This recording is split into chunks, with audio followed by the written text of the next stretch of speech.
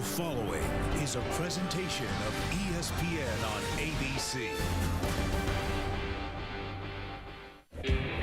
The fabric of college football is woven with rivalries, and here in Tallahassee, this clash of contrasting colors comes with plenty of heat on it. And on a day that's been filled with some of the best, we finish it under the lights with a game that's been part of these players' football lives for as long as they can remember.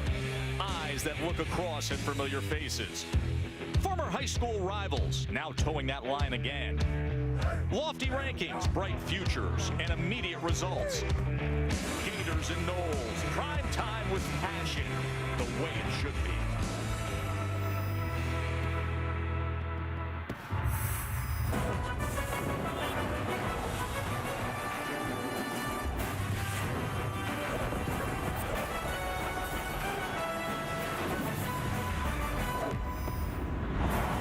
It's the game they call the Sunshine Showdown on Saturday Night Football on ABC, presented by Walmart.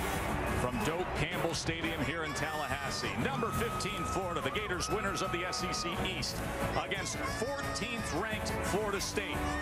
And what a day of rivalry football it has already been. An all-time classic was played earlier today between Michigan and Ohio State. The Buckeyes taking it in double overtime. And then the Iron Bowl as mighty Alabama maintains their lofty position. Number one gets past Auburn. And because of the Ohio State win, it was all on the line for Penn State. The Nittany Lions beat Michigan State. They will now play in the Big Ten championship game. As we say good evening, everybody, Joe Tessitore alongside Todd Blackledge. We'll say hello to Holly Rowe in just a moment. Those games had college football playoff implications.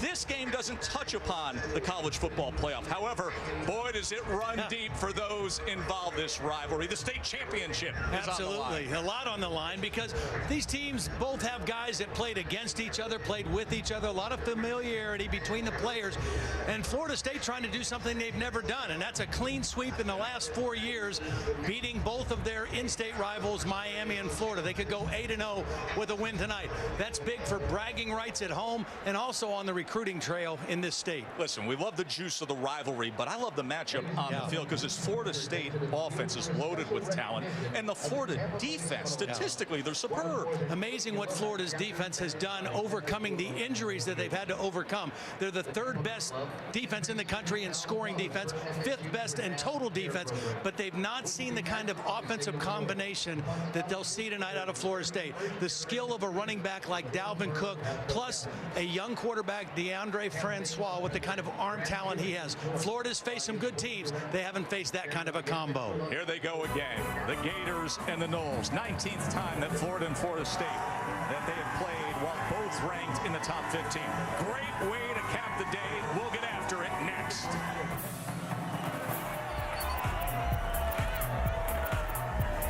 Dude, it's 2 a.m. Should we tell Herschel he can drop the ball? Nah. The Nissan pregame rush is next after this message and a word from our ABC stations.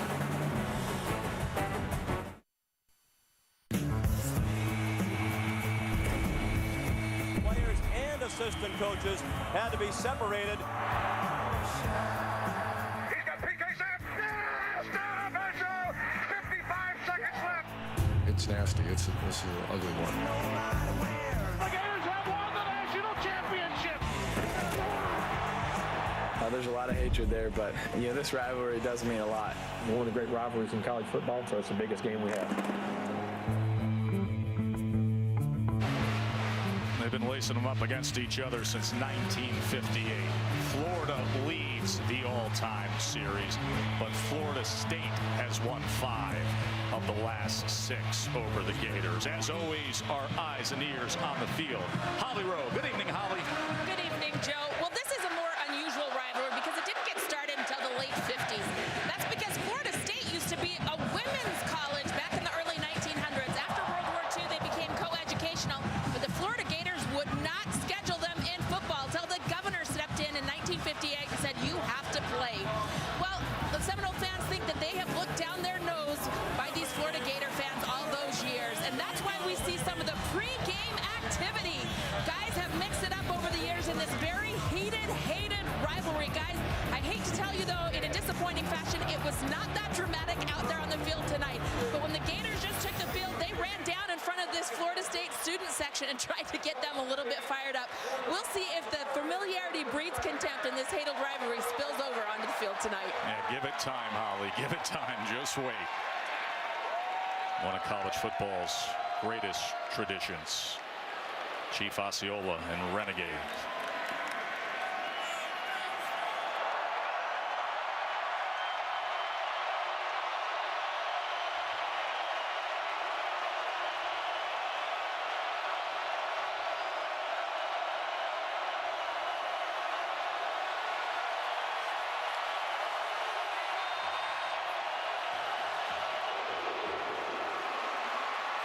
Planted in midfield, Doak Campbell rocking, and we are ready for the Gators and Noles again.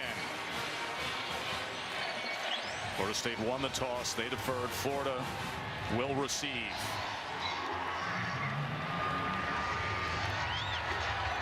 Never get tired of some of those rivalry things. The dotting of the I in the Ohio State game this afternoon, and that Chief Osceola with the spear. I could see that every year. Jimbo Fisher, 5-1 versus Florida. 7th year here. Best winning percentage in ACC history. And all this guy has done, Jim McElwain, Todd, is go back-to-back in winning the SEC East in his first 2 years. He inherited an outstanding defense from Will Muschamp, and he's had to piece it together offensively with multiple quarterbacks, and he still found a way to Atlanta 2 years in a row.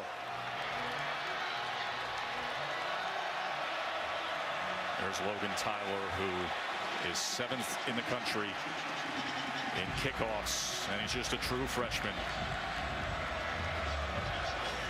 Speedy Chris Thompson, fastest player on the team, will be set back for the Gators.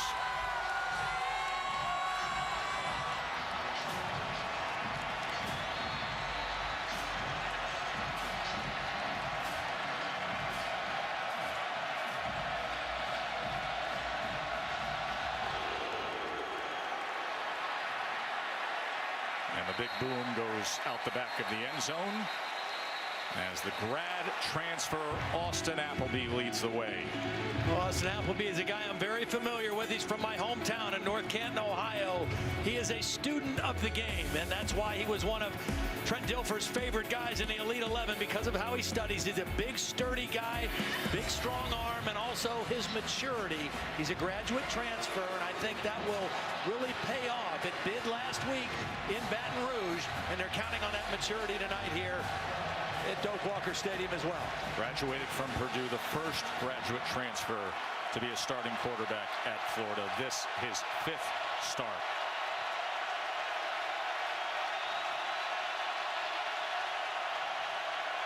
Play action to get the night going for Appleby as he dumps it off to the tight end, Goolsby.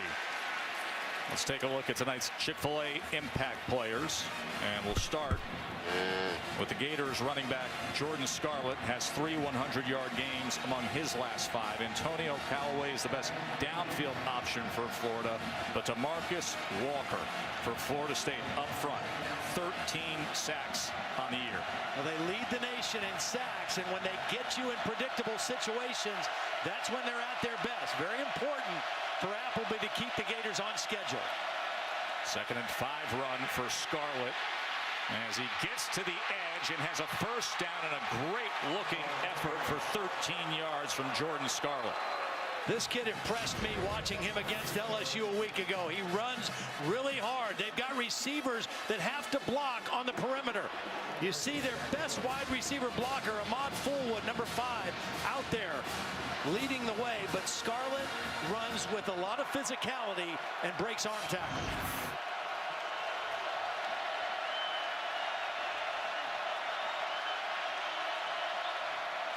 They go with the end around with Callaway. Let's see if he can turn it on, and he can. A big gainer for Antonio Callaway. Nice way to slow down the pass rushers. We talked about DeMarcus Walker going to run this reverse right back at him. He got pulled inside a little bit too far, and Callaway able to turn the corner, and a nice blend of plays so far by the Florida offense. 24-yard run helped out with a downfield block from Josh Hammond.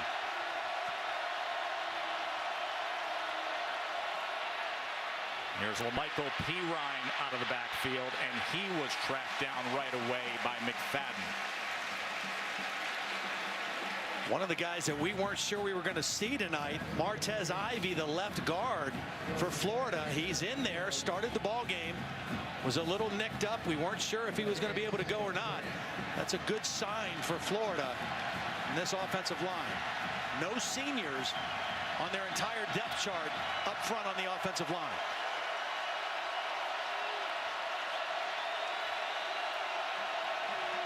Second and 9 now. Appleby, a little pressure up the middle, smartly gets it to Pirine, and Pirine makes his way inside the 10.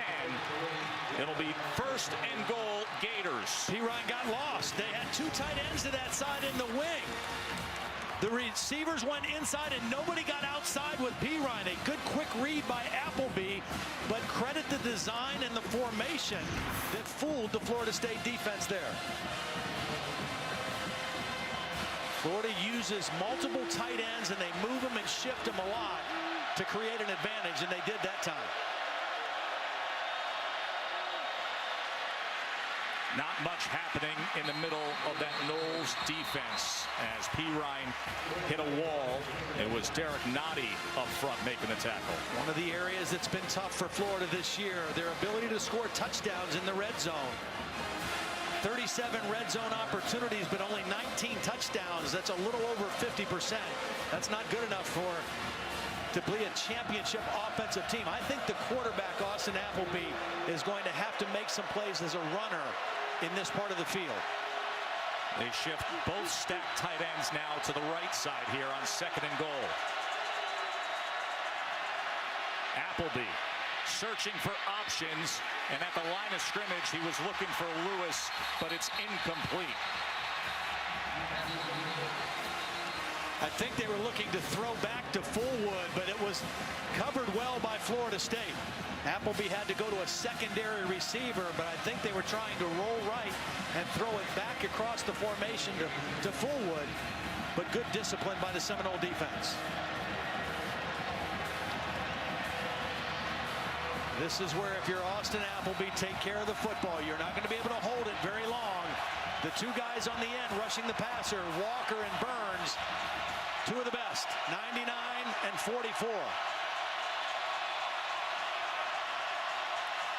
Third and goal, Appleby. That's complete, but short of the goal line to Brandon Powell, as Trey Marshall was there defensively. Really a good, strong tackle by Trey Marshall. He went high against the smaller wide receiver, Powell, and Powell was not able to get that ball forward at all.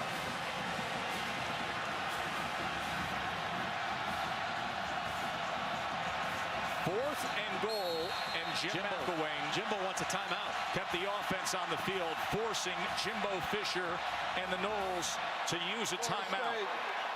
First, charge timeout. Be interesting now if Jim McElwain stays with the decision to go for it on this fourth down play. And we talked about the concern and the struggles with the Florida offense in the red zone. Yeah. And it's been a real issue with the Gators. Reminder that next Sunday we will have the College Football Playoff Selection Show. It is getting interesting, isn't it? It'll be a 4-hour special, the exclusive reveal of the College Football Playoff semifinal matchups. This year will be the Chick-fil-A Peach Bowl and the PlayStation Fiesta Bowl, representing the College Football Playoff on December 31st. The really good news for Jim McElwain, Doug Nussmeier, the offensive coordinator for the Gators, is that their quarterback is off to a good start. Austin Appleby is 5 for 5 in the ball game He only completed 7 passes the entire game last week in Baton Rouge against that LSU defense. He is seeing it, and the ball is getting out of his hands quickly so far in this first quarter. Very first drive of this game, and it's being played with this level of intensity. 9th play of the drive for the Gators. 4th and goal.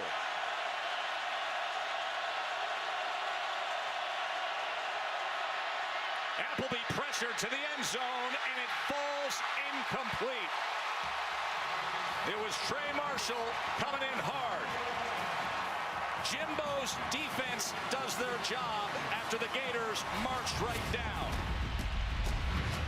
McElwain and company rolled the dice and came up empty. Well, they really brought a creative pressure that time. Marshall was lined up on the slot and got to Appleby before he could make an accurate throw. Glad you're with us watching the ACC on ESPN. Well, really creative pressure by Florida State. It's only a 5-man rush, and Florida has 6 blockers, but because the pressure came from the slot, the back who was looking for pressure in here was not able to pick it up, and Goolsby is actually open. If the back would have scanned and got over to pick him up, he would have had a touchdown. Very creative call by Charles Kelly, the defensive coordinator, and Appleby not able to make an accurate throw because of where the pressure came from. So now Florida State from the 2-yard line, as Cook will give them plenty of breathing room out to the 9. Todd, what is your take on the redshirt freshman DeAndre Francois? Well, there's a lot to like about him. First of all, the kid has really tremendous arm talent. At 6'2", 205 pounds, he's a freshman. He can make every throw on the field. He has a very calm demeanor and very calm feet in the pocket. And that preparation 101 over the last 4 or 5 weeks, he has really learned how to study film and prepare as a championship quarterback. Future very bright for this young guy. 2nd and 4. As it'll be 3rd and about 2.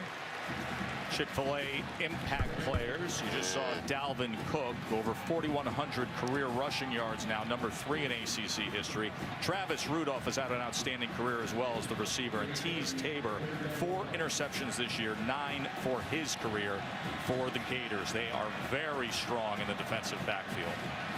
Mentioned at the top of the show, the combination of the throwing ability of Francois and the all-around ability of Dalvin Cook. Florida has not seen that kind of a combination, and Cook crushed him last year. 3rd and a long 1. And an easy pitch and catch to Ryan Izzo, who muscles his way out beyond the 20-yard line. Nice job moving the pocket, moving the quarterback, Francois. And this is a very safe, easy throw to the sideline. Bootleg, fake it to Cook on 3rd and short. And a nice, easy throw to Izzo for Francois.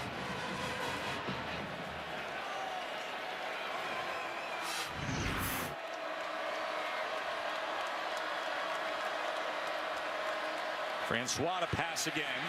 And Cook snags it, makes 2 cuts, instantly lowers a shoulder, and is just short of the 30. Well, we told you the career leader in rush yards at Florida State, the first ACC player to rush for over 4,000 yards in just 3 seasons. 2nd most single-season rush yards here in 2016.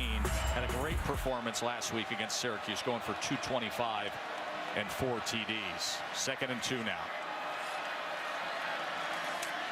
As they run counter, Izzo with a really good block, and Dalvin Cook is off to a good start time.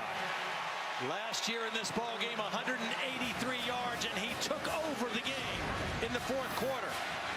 He is an outstanding back. This is just going to get to the outside. He gets a nice block from his tight end, Saunders, number 88. Good pull block by Wilson Bell. And as fast as he is, he also has the ability to run with tempo and set up blocks as well as anybody in college football. Patrick now in at running back. As here he comes out of the backfield. And a flag is down as they wrestle Jaquez Patrick down to the ground. That was David Reese with the tackle. Personal foul, face mask, number 7 on the defense, 15-yard penalty, first down. That's on Duke Dawson. Yeah, it was away from the throw. It was actually Duke Dawson working on a guy who was trying to block him.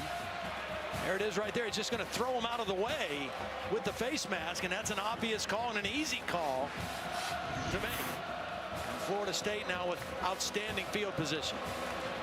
Keep in mind this drive started just moments ago on their own 2-yard line.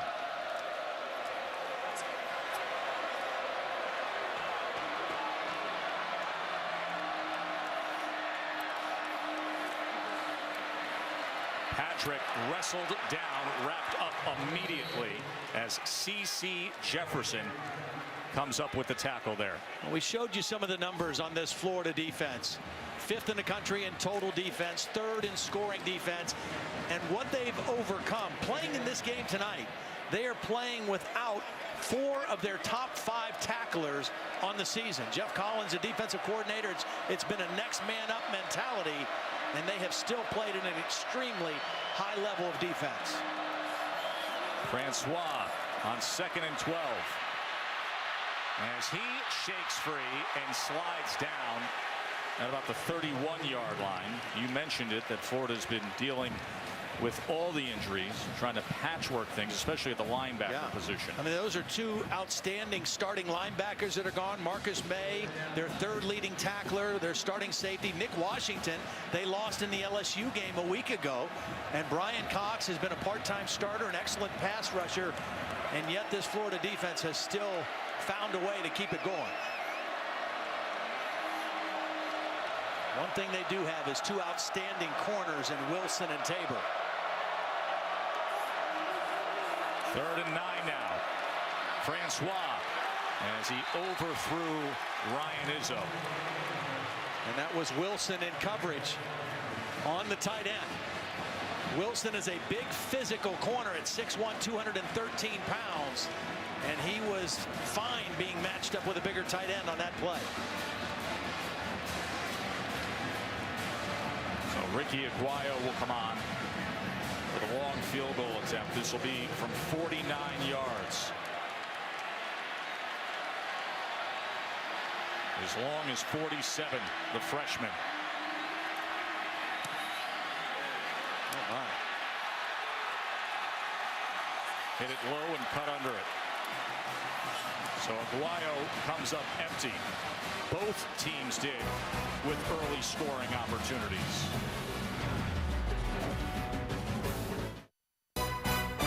Saturday Night Football, presented by Walmart. Celebrate the holidays with Walmart. Find gifts, groceries, and fast checkouts. In part by Nissan, premier partner of the Heisman Trophy. And Jiffy Lube. We do more than just oil changes, all in a jiffy.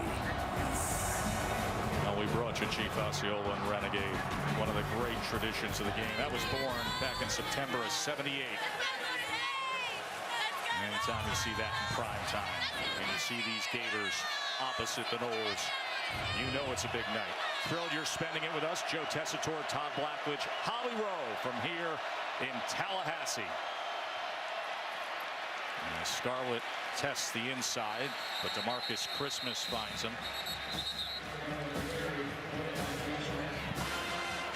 Scarlett a week ago in Baton Rouge, 108 yards, hard yards. Really, I thought in the 4th quarter of that game against an excellent LSU defense, this Florida offensive line and running game really imposed their will. Go an empty look here on 2nd and 9.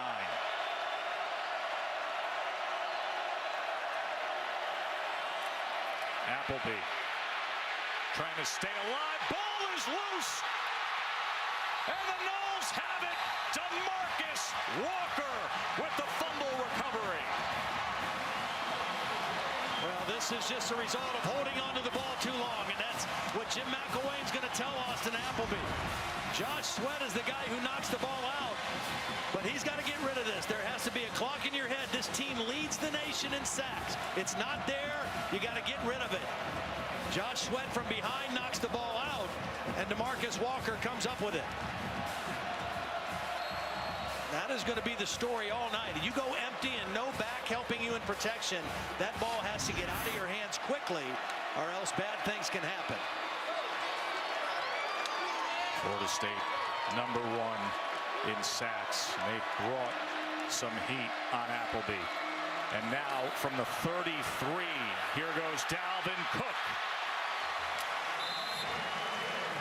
Watching Dalvin Cook on film and talking to coaches on both teams, they all say this guy is going to be an every down player at the next level. Not only a terrific runner and great burst and a big play ability, excellent receiver out of the backfield, already 28 catches on the season, and he's also a good pass protector, which you don't normally see in feature backs. He is equipped to play at the next level on every down.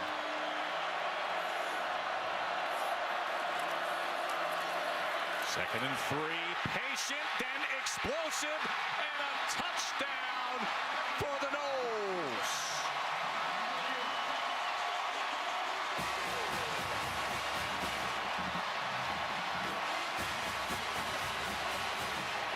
Really nice job of blocking by the left side into center, Ellerbe.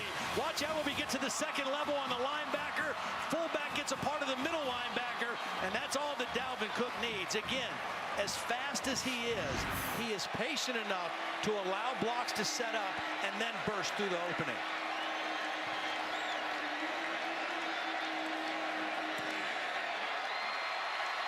A 17-yard touchdown run by Dalvin Cook.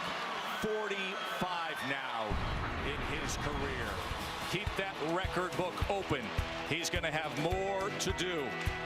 The Noles off the turnover and into the end zone. 7-zip early in Tallahassee.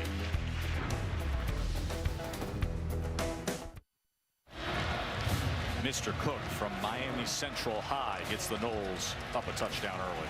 Excellent blocking, getting to the second level. Watch the center, Ellerbe get here. The fullback's going to get a piece of this linebacker, and Dalvin Cook shows the patience to find that crease and then explode through it. Dalvin Cook, he's played excellent, over 100 yards the last 2 years against Florida. Right now, 52 yards and averaging over 10 yards per carry.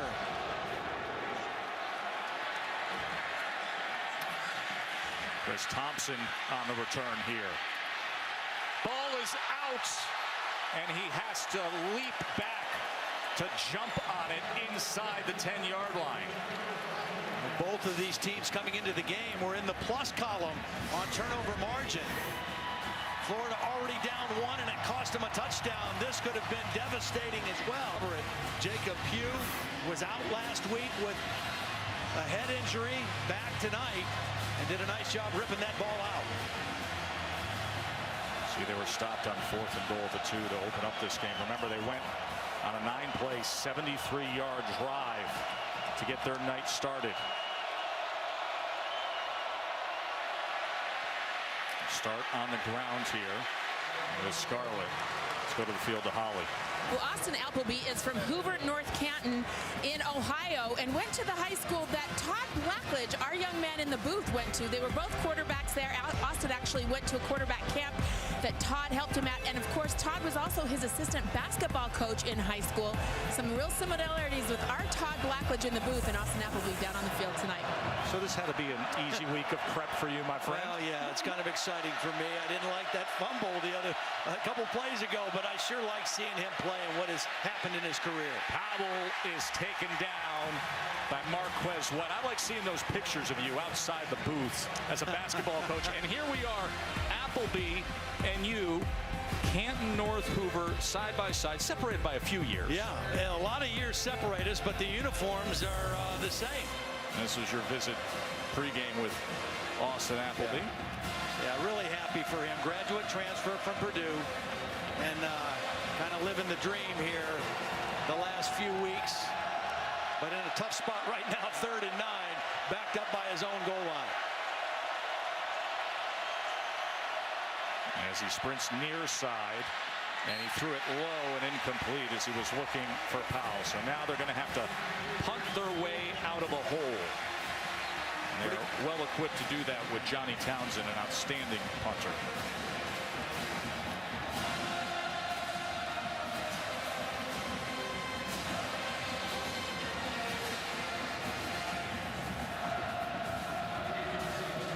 Nooney Murray, who is setting up shop at midfield. So the Noles should have great field position again. Townsend averages 47.8 per punt. This one is driven low, so an opportunity for a return, but good coverage that time by the Gators. Just a 38-yard punt. Thompson with the tackle. Thompson with a bad play on special teams and then a good one. Now this Florida State season, Todd, of course, you know, opening weekend they had that comeback against Ole Miss. They were up to number 2, and then Louisville just smashed them right in the face. Lost to UNC, the last-second field goal, the late drama against Clemson, and recently it looks like things have gotten back to what expectations were for Jimbo Fisher. And it's a young football team, a young and talented team. With the way Cook running, this field position, maybe a chance for a play action and a shot deep. As Cook drives ahead to the 45.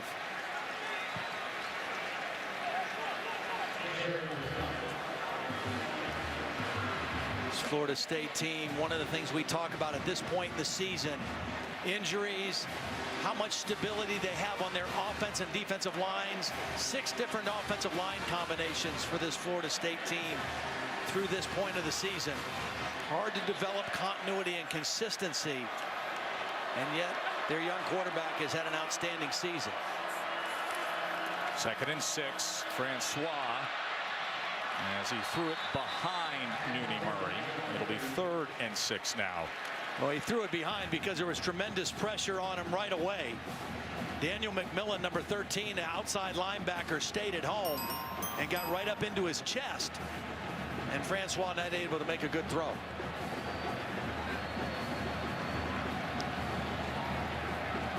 Big 3rd down opportunity here for Florida.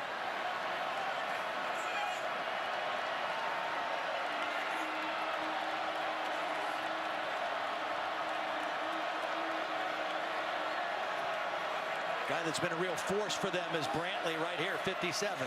3rd and 6, quick strike, complete. Whitfield.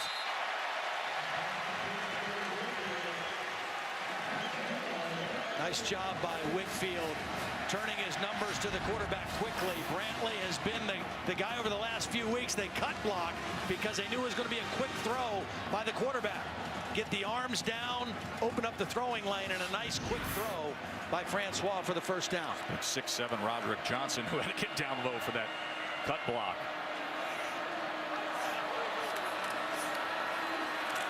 Cook met at the line of scrimmage as Joey Ivy was involved there. Holly? Dalvin Cook off to a great start tonight. We asked Jimbo Fisher if he thinks this junior running back will turn pro, and he said, you know, I've collected a lot of information for him. I'll give it to him next week, but it's probably a 99% chance that he will. I watched him in pregame tonight, and Dalvin Cook had so many people coming up to him, congratulating him, giving him props on a great career. He will probably turn pro, but I love that he's turning in a terrific performance tonight, not taking anything for granted. It was a pretty good group of prospects we just put up there in the upcoming NFL draft at the running back position. Cook's going to be a great one. Nice cut, and then gets to the outside, shakes free, gives a little more inside the 10. Well, he follows his fullback again. I want you to watch the patience of Dalvin Cook running behind his fullback, Freddie Stevenson. Here's the fullback. Watch him just wait right on his hip till he seals that block, then cuts inside. I mean, you normally don't see guys with that kind of speed that Cook has run that patiently. But he is a unique combination of speed and patience. He is a fully developed running back. Every facet of the game. 1st and goal, Noles. I thought one of the best things I ever heard a coach say about a player, Jimbo Fisher told us in his office yesterday, he said from the time he got here, he was highly recruited, highly regarded, said he was one of the most unentitled players that he's ever been around. He's a guy's guy. The players love him. Very selfless player. And it's just great to see a guy with that kind of attitude and mentality be as good as he is. He doesn't care. He doesn't care if he's a decoy on a play, if he has to block on a play. get involved in the passing game with protection. And as we come to the end of the first quarter, he may be sitting on another one. It was Cook who got them on the board. 87 yards rushing and the score for Dalvin. 7-0 Florida State on top of the Gators. Saturday Night Football will continue after this message and a word from our ABC stations. High above Doak Campbell, where aerial coverage is provided by Goodyear, committed to honoring blimp-worthy athletes who demonstrate hard work on and off the field. Goodyear, official sponsor of the college football playoff. One of the things Florida State has been outstanding all season, their red zone offense. Conversely, Florida has been just as dominant red zone defense, particularly when it comes to touchdowns. Just ask LSU how good they were in spots like this a week ago, shutting down the Tigers time and time again. And at the end with the game on the line, Francois pumps, then goes to the end zone, and it was almost intercepted by Tabor. Well, he had both hands on it. You know, I saw a play in the North Carolina State game a couple weeks ago at Florida State where an interception was dropped, and the very next play, Francois threw a touchdown. These are ones you don't get back. As good as Tabor is, they have a chance to snuff out this drive in the red zone, and he's just not able to make the catch. Cook checks back in now on 3rd and goal. Francois can run also. They don't ask him too much. That was beyond the reach that time as he was looking for Travis Rudolph, and it was Tease Tabor again on coverage. Well, we've seen Wilson and Tabor both make big plays. Man-to-man coverage, inside technique, gets back outside and gets his right hand on the football. That's well done by Tease Tabor. Missed the interception, but came back and got the stop on 3rd down. So a more manageable field goal attempt now for Ricky Aguayo. Just a 22-yarder, does have that angle. Missed on the long attempt of 49 earlier.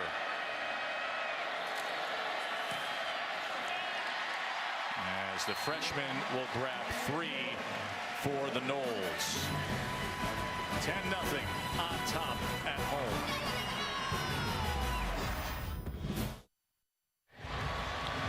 College football playoff rankings brought to you by PlayStation. Todd, that was a thriller today with Ohio State and Michigan. You joined the common refrain, I assume, that Ohio State will be in the playoff, just sitting at home not playing in the Big Ten championship. Yeah, I think they're the 2nd best team in the country. I mean, I think Alabama is clearly the #1 team, and I think Ohio State is right behind them at this point. As for that championship game, well, there it is. 6 versus 7 will be Wisconsin, Penn State for the Big Ten title. Oklahoma and Oklahoma State still to play next week to decide the Big 12. And Colorado outcome. And Washington, after their loss to USC, came back with a very impressive game against Washington State yesterday. I think this is a really important drive offensively for Florida. They started the game with a 9-play drive. It came up empty on 4th down. But they've got to let this defense, this injury-depleted defense, rest a little bit and get their wits about them. And it's important that Florida, even if they don't get points out of this drive, that they move the football and possess the football a little bit. Jawan Taylor, who is a backup safety who also plays special teams, is getting medical attention. He is a freshman from Montgomery, Alabama. I already told you how thin they are in the defensive backfield with May and Washington out. We'll check on him when we return. Saturday Night Football presented by Walmart. Brought to you by Dr. Pepper.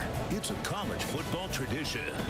United Airlines. Introducing United Polaris, the business class experience redesigned. And Pacific Life, helping generations of families achieve long-term financial security for over 145 years. That's Florida State's Sod Cemetery, where they honor the triumphs away from home and in all bowl games. Jawan Taylor is off to the side. He's able to make his way off after that injury. The guy at Florida has to try to find a way and create a way to get the ball to is Callaway right here, 81. He's their best big play threat on the perimeter. Appleby sets up the screen that way, and here is Callaway as he darts out at the sideline. You know, you have guys that are playmakers, and you can't go too many possessions without getting them the football. And if you can't throw it down the field to them, you have to get it to them quickly like that on a screen play. That is a priority of their offensive coordinator. Doug Nussmeier says, we're always trying to find ways to get him the ball. 2nd and 3 now. And Scarlett's in the backfield with Appleby. And Scarlett tries to find his way to the marker. You know, Joe, we've talked about the injuries to the Florida defense, but Florida State suffered an injury. That guy right there, Derwin James, their unquestioned leader of their defense, the best player on their defense, only played 2 games this season. And he was an outstanding player. And when we talked to Charles Kelly, I said, what was it like losing him? He said, it's just like an offense losing your quarterback. He was that important to our defense. They'll get him back next year, but they really have missed his presence on the field, in the huddle, in the locker room. First down pass, going to take a shot downfield, and it's incomplete, looking for Tyree Cleveland. Let's get an update from Cassidy.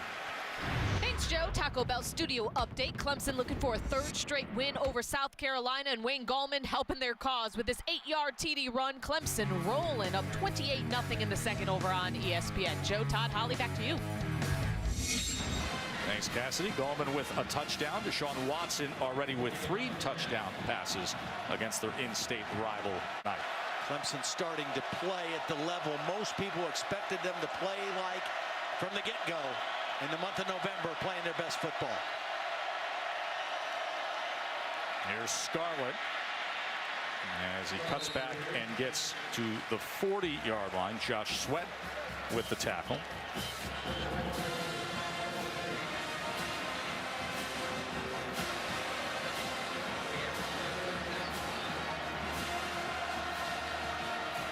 We talked about DeMarcus Walker, 2nd in the nation, coming into the game with 13 sacks. The young freshman, Brian Burns, number 99, built a little bit like a wide receiver at 6'5", 220 pounds. But he has 8 sacks to lead all freshmen in college football as well. 3rd and 5. Callaway's to the top of your screen, matched up with McFadden. Runs the slant there. Can he get there? Dragged down, kept his balance, and rolls ahead. Wow. That mark should give him the 1st down. Tremendous effort and a good job by Austin Appleby getting the ball out of his hands quickly. It's a 1-step slant. Get it to your best playmaker. And then Callaway, who actually lost the 1st down trying to make a bigger play, able to still get past that marker and extend the drive. Again, a critical drive for Florida to rest their defense. See the first player in Florida's history, rush, receive, pass, punt return, kickoff return, touchdown in a career. He is the do-it-all sophomore Callaway. So they will measure here, pull every link of it based on that mark. And they're saying he is just short, Todd. Well, again, in Callaway trying to make it a little bigger play than he needed to, ran beyond the marker, had the 1st down, gave it up, and I thought he was able to get it with that 2nd effort. But it's going to be 3rd and very, very short. Or 4th and very short, sorry. Jim McElwain, he didn't waste any time. He pointed over to Jordan Scarlett and Callaway. He said, get yourself in there. 4th and 1. From their own 45. You got a 6'5", 240-pound quarterback, too. That's going to be close. Maybe that 2nd effort there. 2nd effort, I think, got him. You know, you can push a runner from behind. You can't pull them forward, but you can push from behind. They needed less than a yard.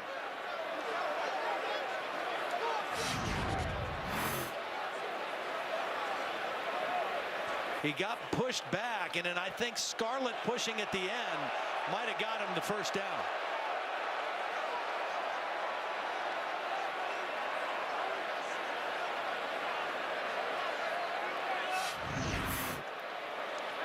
So out comes the hardware again. Jeff Flanagan, our ACC referee. And it is a first down for Florida. After that conversion, midfield, now I think you got to take another shot for a big chunk play off of play action.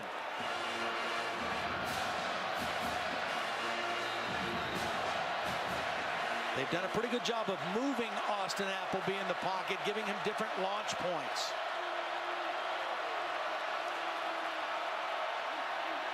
Scarlett met and thrown back. That was a heck of a play by Hoskins.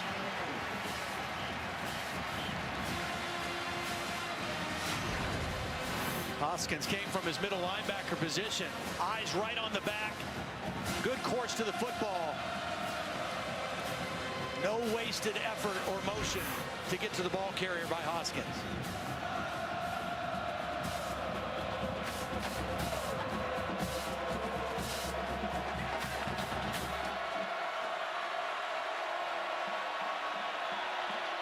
Marcus Walker with his 13 sacks loaded up and ready to get after it. Here he comes on Appleby. Appleby releases it complete to midfield to Callaway.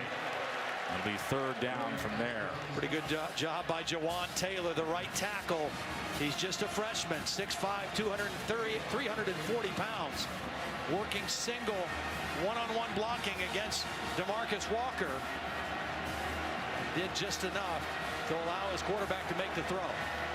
This is one of those inch-by-inch drives by Florida. It'll be their 9th play. They've only moved the ball 25 yards in 8 plays, and now a 3rd and 5.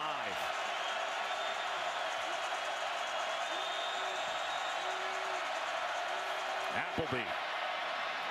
Complete, met, tackled short.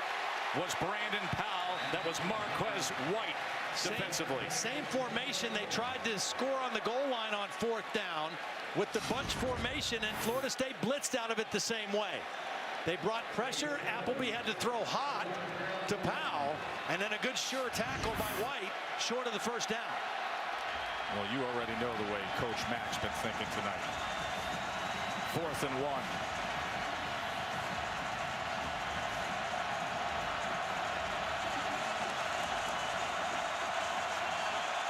Three receivers set. They start on the right, move them all to the left, trying to outflank.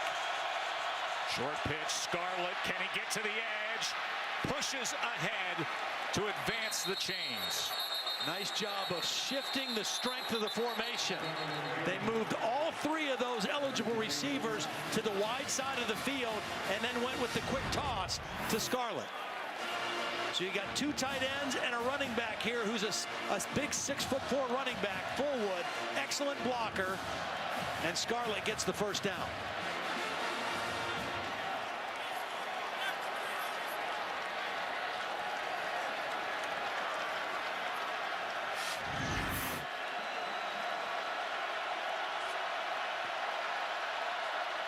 First down at the 43. Scarlett getting plenty of work here. Kept his balance magnificently well for another first down. Nice job by Goolsby, number 30, the tight end. He's in a wing formation. Watch number 30. He leaves one block, gets out onto a second block on the linebacker, and Scarlett again showing you that physical running style that he has shown all season, breaking arm tackles and a 9-yard gain. He just runs hungry. He does.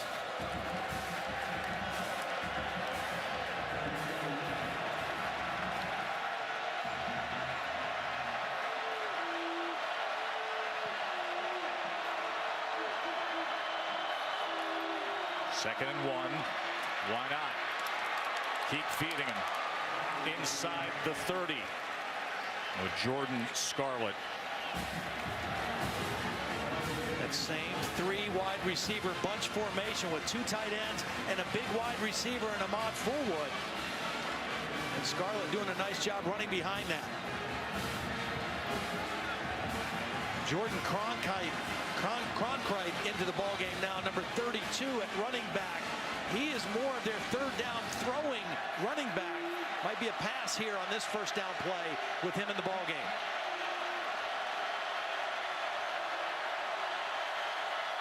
And it is tied.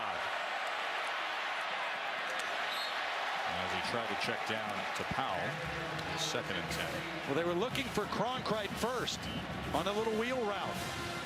Powell was going into flat, and he might have had him.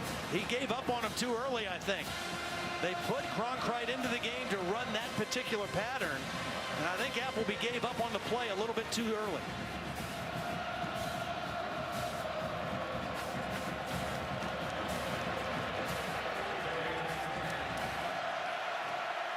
Now 3 receivers to the top of your screen, including Callaway.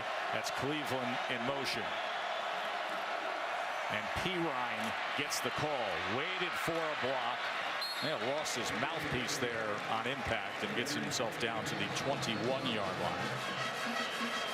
Michael Pirine, a freshman out of Theodore, Alabama, 5'11", 221 pounds, also has shown a real physical running style and a nice compliment to Jordan Scarlett, who's now back in the game on 3rd down. You said the Florida defense needs a rest. The offense had to provide something. 15th play of the drive now. Exactly what they needed. Now, obviously, they would love to have points as well, but part 1 of the mission accomplished. 3rd and 4.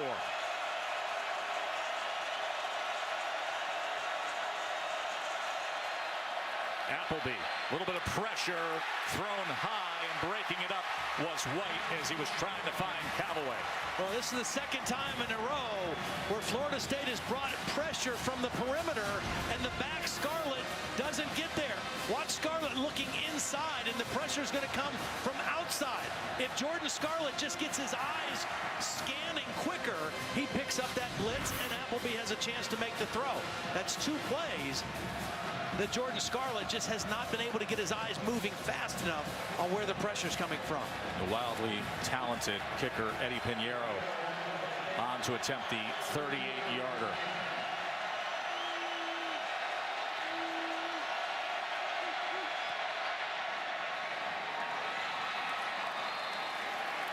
As Florida gets on the board.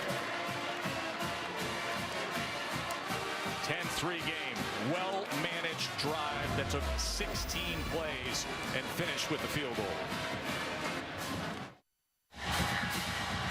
Saturday Night Football on ABC, presented by Walmart. 10-3 Knowles, glad you're with us. Joe Tessitore, Todd Blackledge, Holly Rowe with you here in Tallahassee.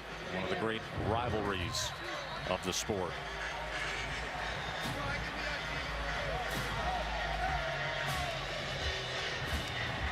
Kermit Whitfield, always dangerous. Eddie Pinheiro, though, is top 5 in the nation in touchback percentage, kicking away for the Gators. Florida got points, and they held the ball for almost 7.5 minutes to rest their defense. As the flag will come out here as he's angled out of bounds to the sideline. Free kick out of bounds. Kicking team. The ball will be placed at the 35-yard line. 1st down. Florida State 16-1 against in-state opponents since Jimbo took over back in 2010. Dalvin Cook off to an outstanding game again against Florida. His patience, his ability to set up blocks. Watch him on this counter play. Gets right in between those 2 blocks, the pulling lineman and the tight end. And then on the touchdown again, patience, then burst through the opening. Dalvin Cook, we talked about bragging rights in beating your in-state rivals. How about as a running back dominating them and running wild against in-state rivals? Off to another great start tonight with 87 yards in the first half. And he's a Florida guy. Miami Central High School means a lot, these in-state games with Cook. Francois now on the move. as he goes to the near side and gets it complete to Tate. Big Auden Tate, 6'5", 225 he is. Working on Quincy Wilson, gets enough separation, and then the accurate throw by Francois under duress. He's getting pressured, gets his shoulders turned, throws that ball right to the outside for the completion. 9-yard reception.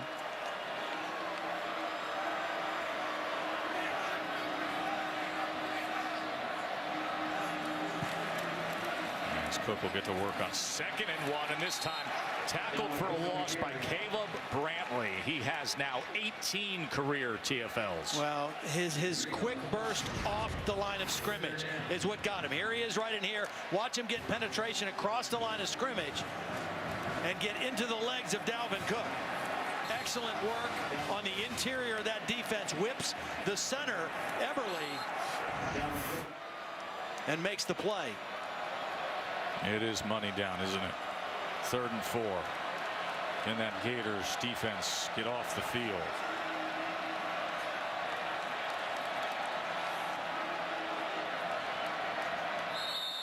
And Francois is going to use a timeout.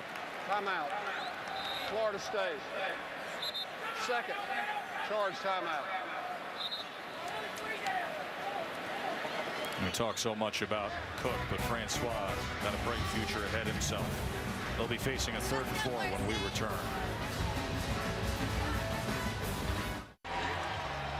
Let's give you the Aflac trivia question. Last week at Syracuse, Francois and Cook became the second duo in school history to go for 300 passing, 200 rushing in the same game.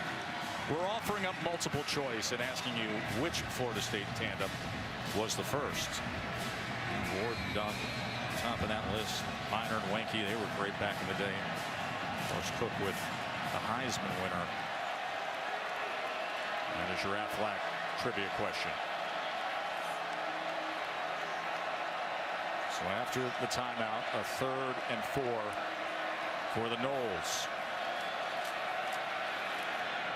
Here's Cook out of the backfield as he quickly darts up to the 49-yard line, an 8-yard reception. That's bad coverage by Florida. It's man coverage, but the man responsible for Cook is a safety way back here. That's too much cushion on Dalvin Cook. That's an easy throw and catch on 3rd and 4 for DeAndre Francois. They were press coverage on all the receivers, but way off on the back coming out of the backfield. It was Harris who had the big play against Geis and LSU last week down at the goal line. Francois now, 1st down, as he puts it right on the spot, and a flag is down back at the 40-yard line as Saunders was able to haul it in. We'll check on the flag. It's going to be a holding on Florida State.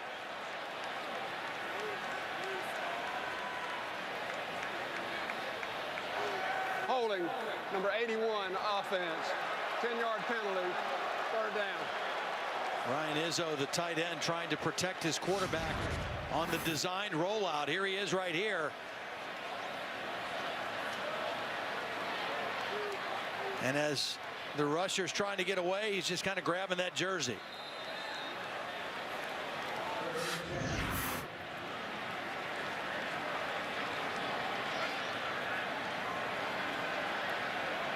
See the FBS ranks in terms of penalties. That's a tough go of it. Put themselves in a 1st and 20 hole after that flag. Francois with time and gets it complete out to midfield to Auden Tate. He is the big body target, just like they had with Kelvin Benjamin a few years ago. Well, 6'5", 225 pounds. You can throw that ball vertically to a guy like Tate. Throw it where no defenders can get to it except your receiver, and he goes up and snatches it out of the air. I mean, that's tight coverage by Tabor if the ball's thrown left or right, but when it was thrown up, Tate had the advantage. Able to get a chunk of that yardage back and frame a 2nd and 7.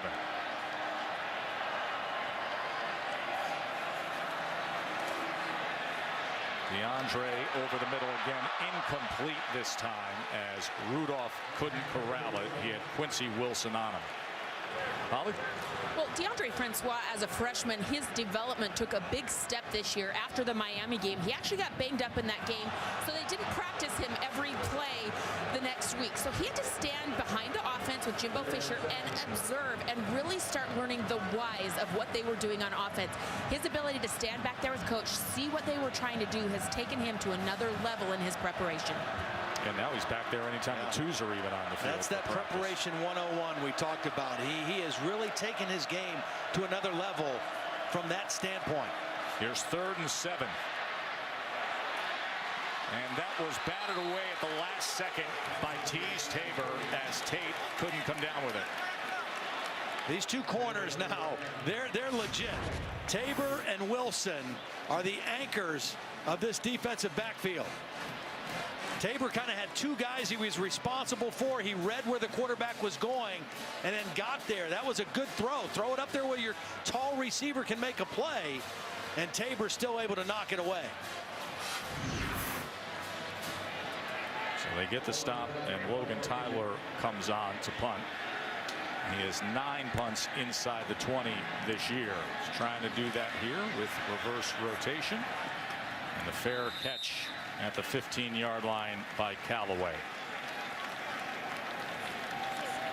You can kick off your Week 12 NFL the right way on ESPN at 10 Eastern. It's NFL Insiders, the Sunday edition. Then at 11, Sunday NFL Countdown. Guys will take you right up until kickoff. You got the Packers and Eagles on Monday Night Football. Rodgers and Wentz going at it starting at 8:15 Eastern on ESPN. Rodgers with 25 touchdown passes to this point.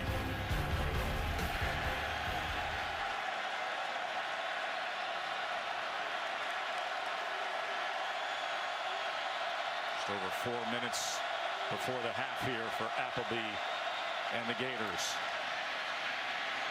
Scarlett's been the go-to guy, but this time Noddy tackles him after about 1.5 yards.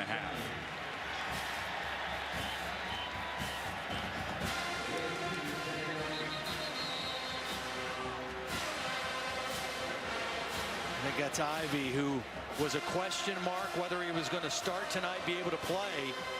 Has gutted it out, but on the ground right now at the end of that play.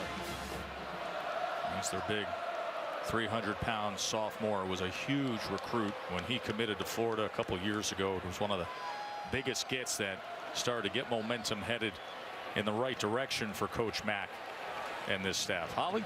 Well, because they weren't sure if Martez Ivy would play tonight, they've got a good backup plan. Number 53, Kavaris Harkless, who has played the last couple of weeks, will now fill in for him at left guard. But that was what they were planning on all along, so this shouldn't be too much of a drop-off here. So they see if Ivy could give it a go, and as he walks off, as Holly said, Harkless on to play left guard.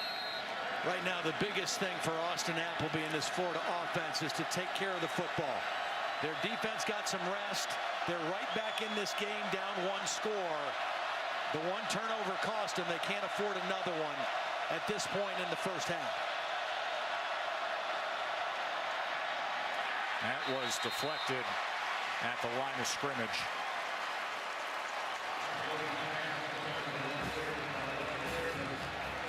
Goes to Marcus Christmas. Got up in that passing lane of Austin Appleby. The interior defensive linemen on this team don't get a whole lot of credit, but they get a little push.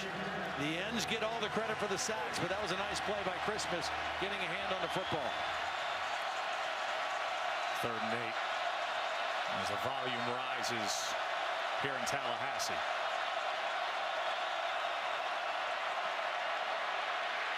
Escapes the initial pressure, but can't survive much longer. Noddy was the first there, and then the sensational freshman Brian Burns finished it off. Good coverage down the field. Appleby had pretty decent protection, gets away from the first rush. The only thing I think he could have done here is just throw this ball over his own sideline and not take the loss of yardage. Good coverage downfield. You see he had 2 defenders in the area of Callaway expecting the ball to go to 81. So Johnny Townsend again needs to flip the field. Florida State only had 10 guys on the field when that ball was kicked. As Murray is taken down just beyond the 40-yard line. Your Aflac trivia answer: we asked Francois and Cook last week, second duo in Florida State history to go for over 300 passing, 200 rushing. Which tandem was first? And it was Chip Ferguson and Tony Smith for Florida State. Of course, they've had so many successful duos through the years, but this is a great one with Cook and Francois. Ahmad Fullwood is the guy injured, and he is a critical piece to what they do, not only on special teams but offensively. Good to see him up on his own. Plays on a lot of special teams and very critical in their perimeter run blocking. Here he is on the punt coverage, just gets hit by his own guy. Some friendly fire there, Todd. You know, you bring up the point with Fullwood. Forget what you're going to see with receiving stats. A couple of these fourth downs, when they're running to that edge, he's getting his nose dirty there. He's the guy getting involved on the point of attack at 6'4", about 210 pounds of blocking on the perimeter.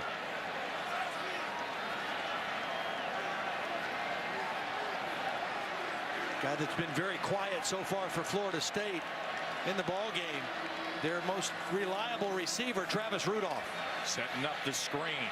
Cook taken down right away by Johnson.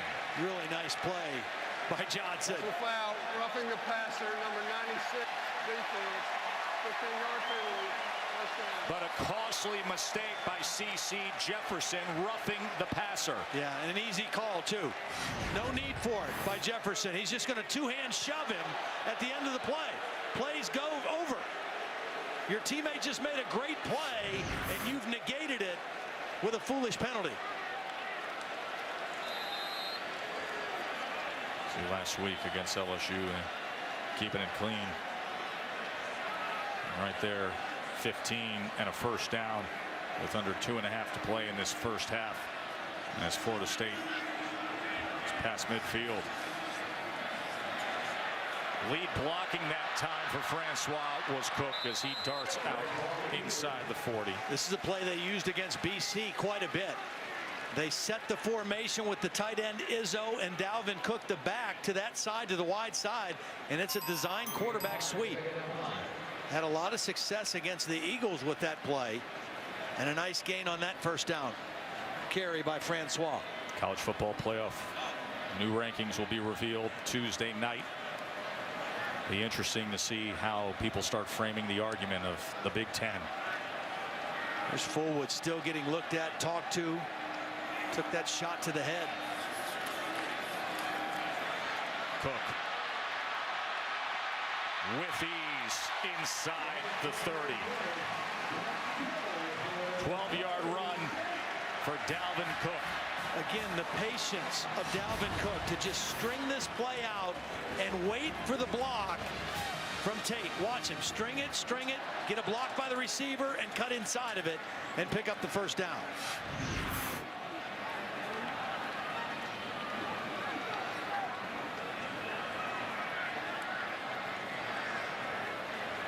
He's coming up on a C note.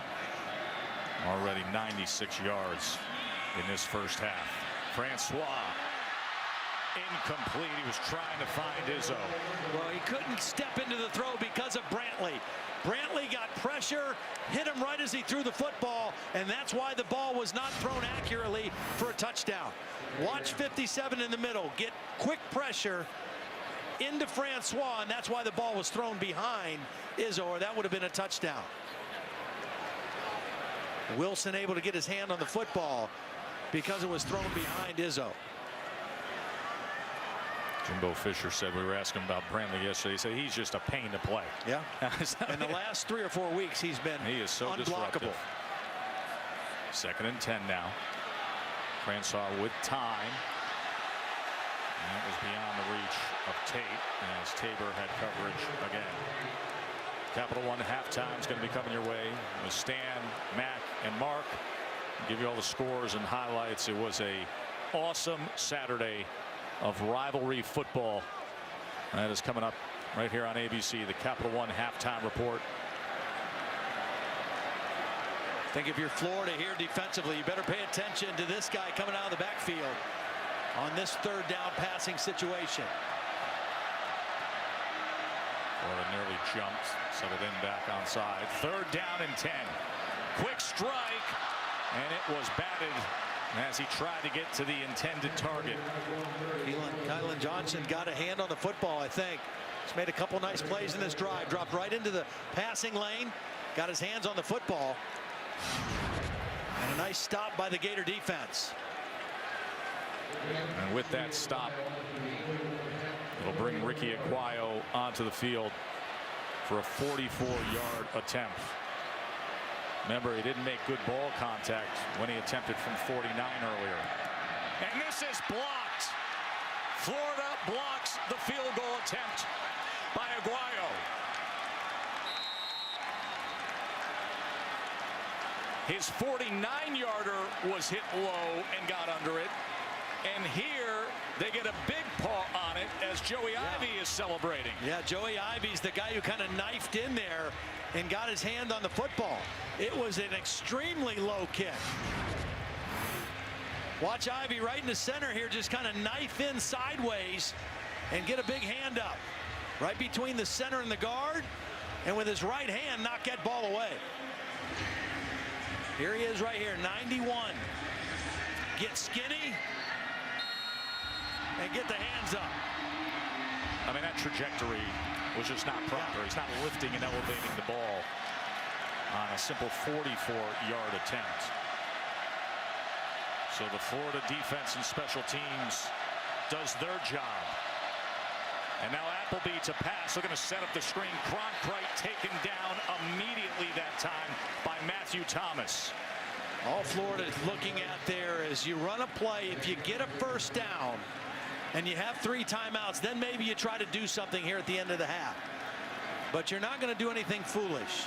You're right in the football game. Your defense and your special teams are holding you in there. Let's go to the locker room. Down 1 score. There's nothing wrong with that on the road. No, they will gladly take that. A tight game, a defensive game, valuing every possession down and distance. That's rivalry ball between these two. As Walker will make what appears to be the final tackle of this first half against Cronkrite. Cook was a lot to deal with. He had 96 yards and a touchdown. But the defense for the Gators did their job as well. 10-3 game. The Capital One halftime report still to come after these messages.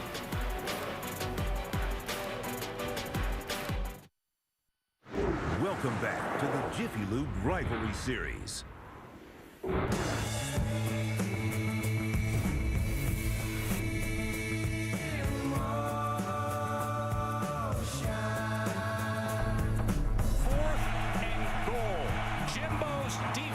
Does their job, trying to stay alive. Ball is loose, and the Noles have it. Patient, then explosive, and a touchdown for the Noles.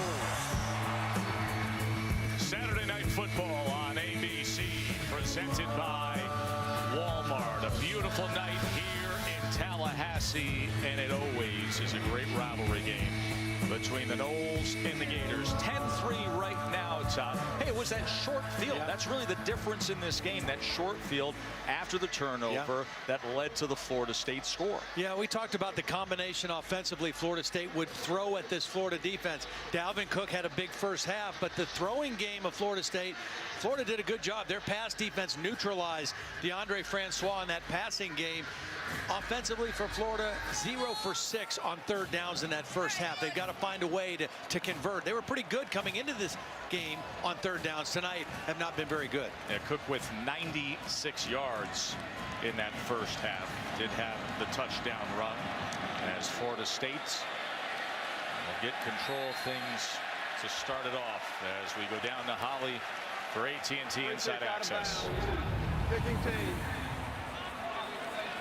Well, Coach, you're down just one score in this rivalry game. What can you do to get your offense a little bit more consistent here in the second half? Well, big thing is we need to find a couple of explosive plays somewhere. And, our guys are doing a good job of battling. They're hanging in there and playing their tails off. And we just got to find an explosive here and there. Keep playing with consistency, but more than that, just hang in there and keep pounding. You guys did a better job in the second quarter limiting Dalvin Cook, but how can you do a better job against the rush? That guy's pretty good, isn't he? He is pretty good. Guy's fun to watch, too. He is. I don't like watching him from our sideline, though. But, they got us on some counters and stuff. We just got to do a good job of, first of all, setting the edges. And then we got to get guys around the ball. And with him, you got to wrap him up. Thank you, Coach. You bet. That was Coach Mack moments ago with Holly, and it was Zuniga who did wrap him up there. And that was a counter play. The first play to start the second half. Pretty well defended by the Gators. 2 kickoffs in a row, though, for the Gators out of bounds, giving great field position to start. Francois, as he gets it to Saunders.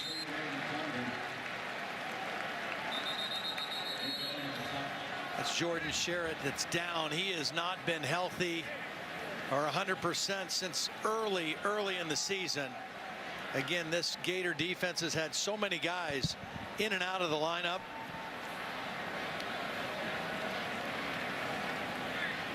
Taking a look at his right leg, and again, we've seen some friendly fire affect a couple players, and that was Brantley on his way to the quarterback that took out his own guy. We'll take a break as they tend to Jordan Sherritt, and we'll step away. The Florida Gators defense already crushed by injury this season, down 5 starters, lost another starter just now. Jordan Sherritt has been taken directly to the locker room after a right knee injury that looked fairly severe. He was crying out in pain. That leaves them down to about 5 healthy defensive linemen in this game. Luckily, CeCe Jefferson is back and back in on the field, replacing Sherritt now. And Holly, those 2 guys you just saw, 2 of their 3 starting linebackers also out. Ryan Cox, other defensive end, out of action, and down a couple key defensive backs. 3rd and 7 for Florida State. Francois with a lot of time downfield, and that was denied by Quincy Wilson. These 2 corners are good now. I'll tell you what, they do not give up on plays. We've seen Wilson and Tabor both make plays on the football at the last minute. Press coverage. He's beaten a little bit off the line of scrimmage, but watch him recover, read the eyes of the receiver, get his head and his hand around in time to knock this football away. You just can't play corner man coverage any better than that. Tyler on to punt. Callaway back at the 20 to return. Not a good looking punt at all. Got to get away from it, though, if you're a Gator. And it goes back a yard. Todd, let's look at the Pacific Life game summary. Well, it started with a nice drive by Florida. They went for it on 4th down, and they were stopped. And then this was really the story of the game in the first half. The turnover gave Florida State a short field, and they capitalized on it quickly. And Dalvin Cook with nearly 100 yards rushing in that first half. But it was that turnover that was really the difference in that ball game. In the ball game, the only touchdown so far. Josh Sweat forced that fumble. DeMarcus Walker recovered it. Cook took it in.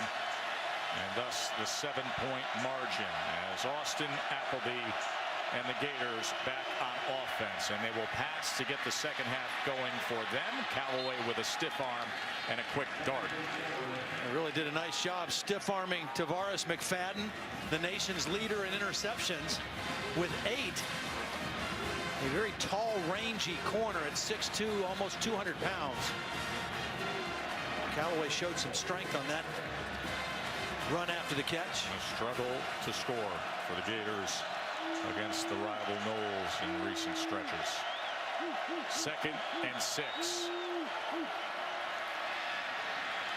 And met after just a gain of a yard by Hoskins.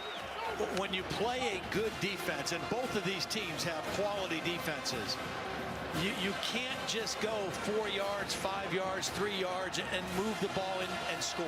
You've got to get some chunk plays, and typically those chunk plays come off of play action pass opportunities.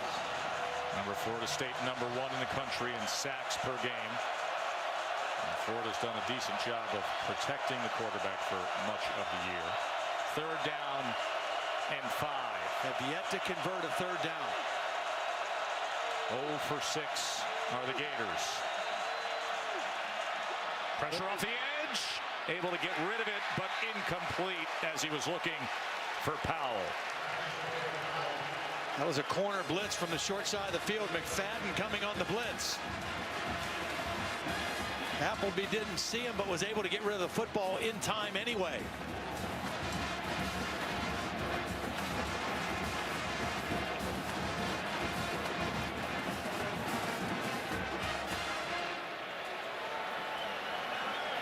So a 3 and out as Townsend will punt away. And Nooney Murray awaits back at the 22.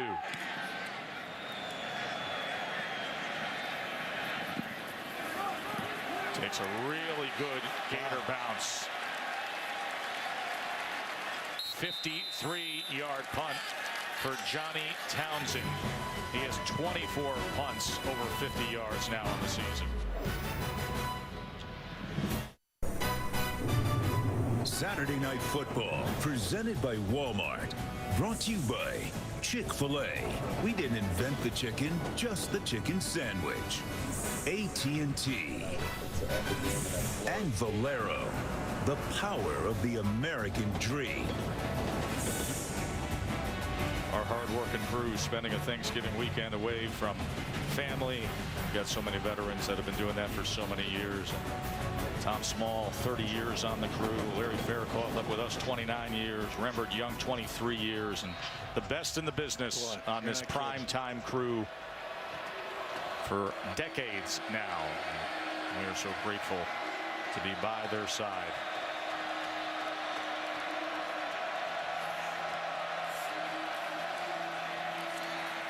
Francois looked like he had a seam for a moment and then was torn down by Davis.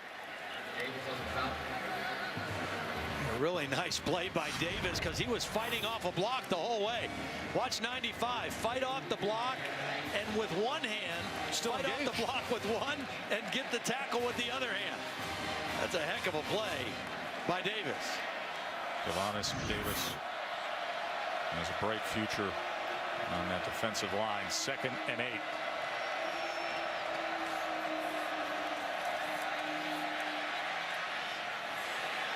Intercepted as Gardner, the freshman, now on the return.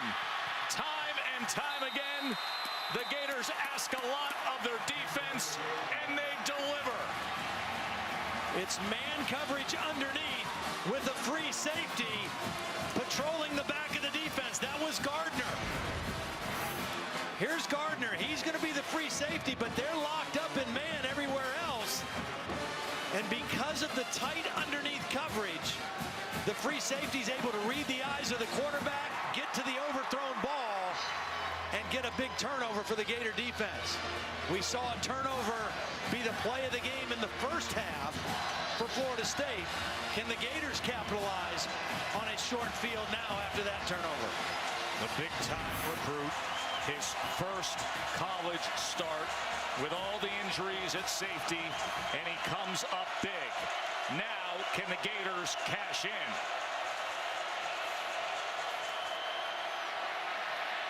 Appleby. That was beyond the hope of Lewis there.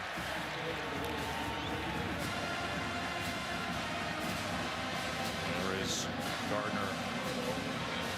Chauncey Gardner. Yeah, you can write your name on the board. I like the idea of throwing on first down because of the struggles they've had on third. But you got to make some connections. 2nd and 10 against this defense. Pretty tough duty. Here's that shift over to the near side. They've run out of this formation before, and they go right to that same spot. But thrown back by DeMarcus Walker is Scarlett. Boy, beautiful play by Walker. He's being blocked by the tight end, Lewis. And he just gets both hands inside on the tight end. Right here it is. 80 against 44. Both hands Gets inside, sheds the block, and makes the tackle. We know he's a great pass rusher. That was excellent run defense by the defensive end. These are the spots that he's built for. That's Brian Burns, too. Long, lanky freshman who loves coming after the quarterback. 3rd and 7. Appleby downfield. Just overthrew him. He had Callaway open on the corner route. He's got separation, and the ball is slightly overthrown for Callaway. Good protection. Good isolation route. Might have been caught. Yep. If he got rid better of it, throw than I thought. A hair sooner, yes, perhaps. maybe a little sooner. Pinheiro on now for the 41-yard attempt.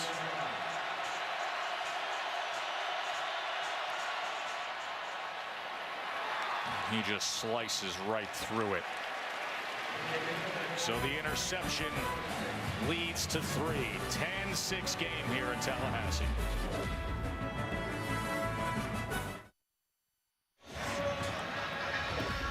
Got some great looks from the progressive pylon cam tonight, Todd, here in Tallahassee.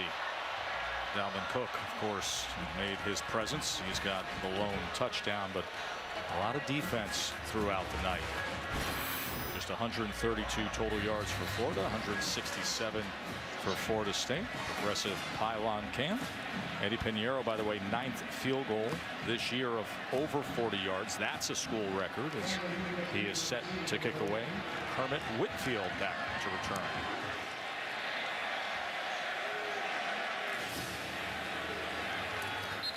You know, football can be a game of inches. Florida 0 for 8 on 3rd down conversions, but we talk about anticipation for a quarterback. Now, right now, he's got the matchup he wants because Callaway is running a corner route, and he's got inside leverage on the defender. Throw the ball right now. He waits about 3 steps too long, and then it's a throw right on the sideline.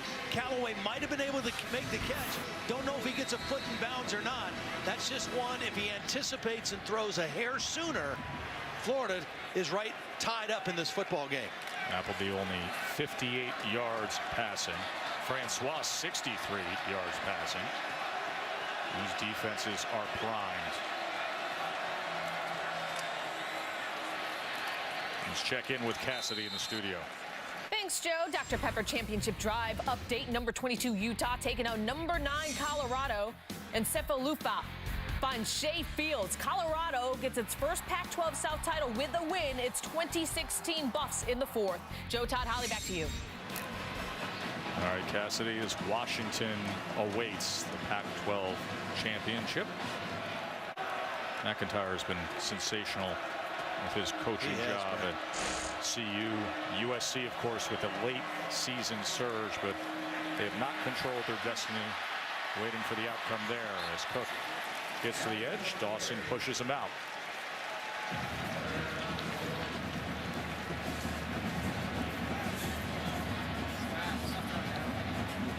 Dalvin Cook has gone over 100 yards. Had 144 yards against Florida in 2014. Had 183 yards last year in their win in Gainesville. And now over 100 yards tonight. 7th straight 100-yard game against an in-state school. He rises up to his best in these kind of games, as Francois found a nice opening on 3rd and 1. That'll move the sticks. Yeah, did a nice job. That was a slant inside by the Florida defense, and he just bounced it out to the opening. Watch, the Florida defense is going to slant this way, and Francois is just going to go just to the outside of him. Just kind of bounce this thing outside the block of his tight end Izzo and easily converts.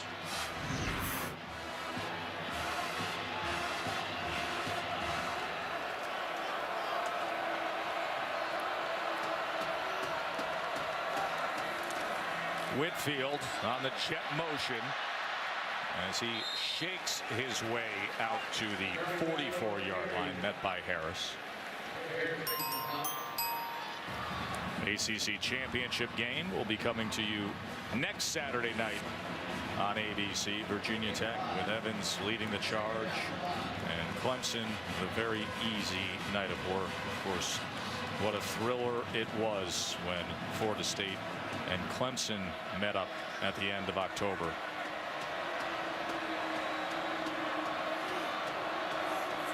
Second and 5. Cook. Just a gain of a couple. CeCe Jefferson with the tackle. Johnson on the stop.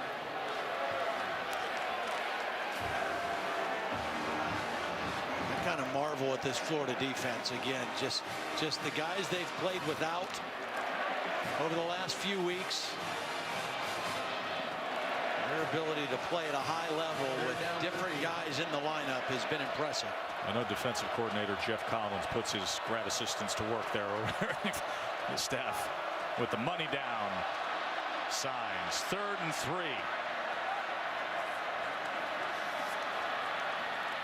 Quick strike to Rudolph. I think that's his first catch, isn't it? Yep. Comes in as the leading receiver, the reliable guy in their offense, and his first catch of the night. In the slot, out, back in. They threw away from Tabor and away from Wilson. Worked on the safety Marcel Harris that time. And the matchup favored Florida State for the first down. 30 straight games with a catch now for Travis Rudolph.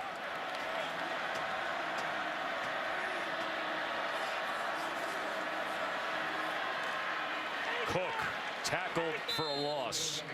Zuniga with the effort there. Holly? Well, some may have seen this, but for those who have not, a very special moment this year. Florida State went to visit a middle school as part of their community service, and just unbidden, just very naturally, Rudolph went and sat with a young man who had autism. Well, his mother captured that on video, this young man sitting by himself, and here comes this Florida State player and makes it cool to sit by this kid. Of course, it went viral. They've invited Bo Paskey to some of their games. He's become a part of this Seminole family, but a very sweet gesture by Travis Rudolph for a young man who needed some support. Great example by Rudolph. As he has been honored as Whitfield makes the catch. Rudolph's been honored with sportsmanship awards, but setting forth a great example of how to treat others.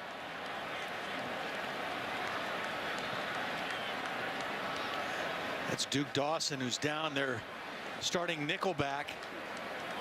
Again, they lost Nick Washington, their safety, a week ago against LSU, and that's why Chauncey Gardner is starting at safety tonight. Duke Dawson was a safety. Here he is right here on the slot on this wide receiver screen. It was well defended by the Gators.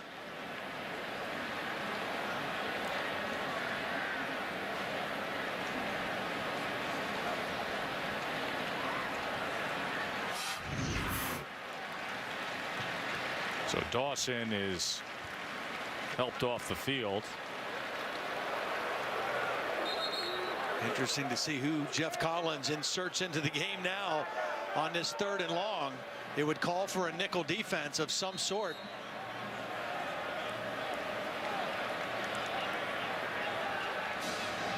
And actually, they're going to stay with base personnel. They've got 3 linebackers on the field right now on 3rd and 10. This is not what they would normally want personnel-wise, but because of their injuries, that's what they're looking at. At a certain point, you just have to have your best athletes on the field.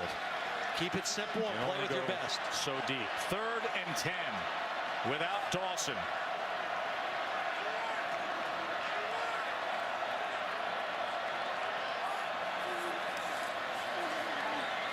Francois over the middle. Complete. Rudolph in space and into the end zone. Travis Rudolph.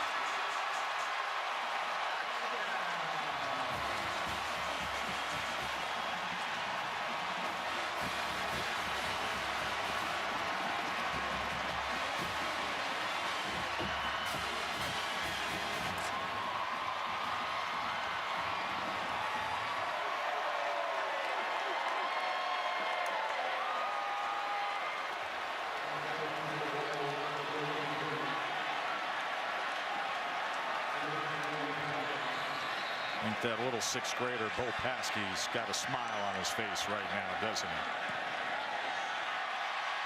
As the Noles push that lead to 11. Again, no nickel back on the field. It was a two-deep coverage. They were running underneath with the inside receiver. Rudolph ran into a void, and Francois, with time, made a beautiful throw.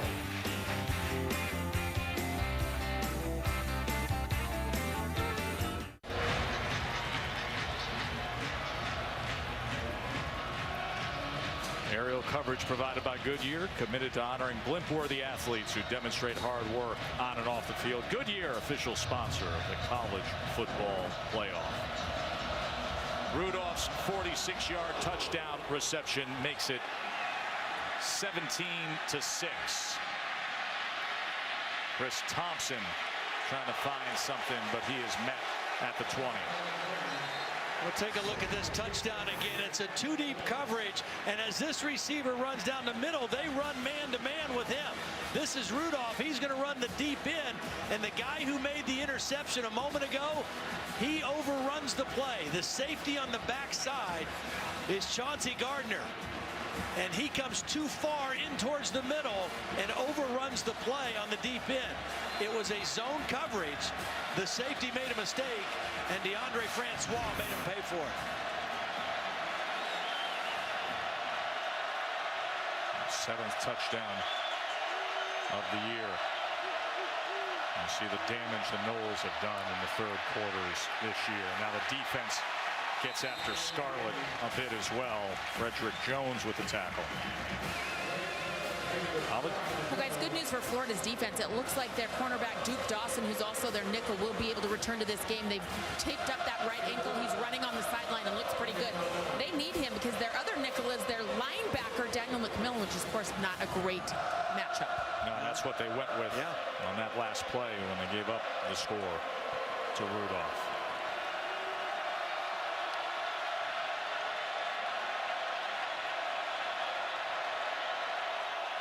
Appleby on 2nd and 9 as he muscles it to Callaway. And Callaway with a good burst out to the 37-yard line, 15-yard catch. Now, one of the ways you avoid the problems you're having on third down is convert on 2nd down. 2nd and 10, they get the nice completion to Callaway and move the sticks.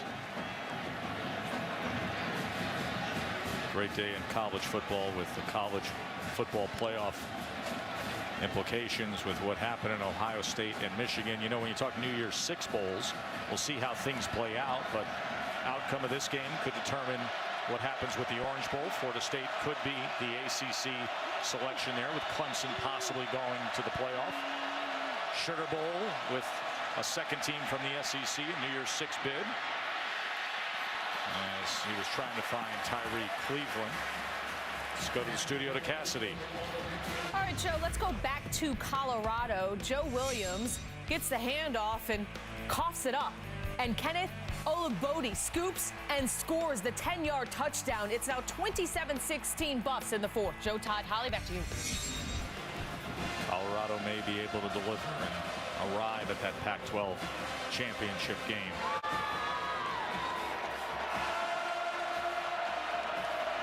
See the limited output with the balanced attack from Florida. Just 149 total yards. P. Ryan tries to fight for something extra there. This Florida State defense has gotten better as the season has worn on. Early on, they gave up a lot of points, a lot of yards.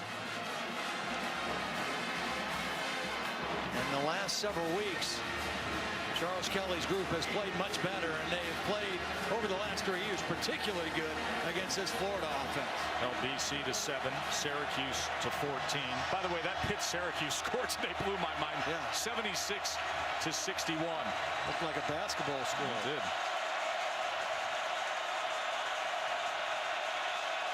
Third and 7 now.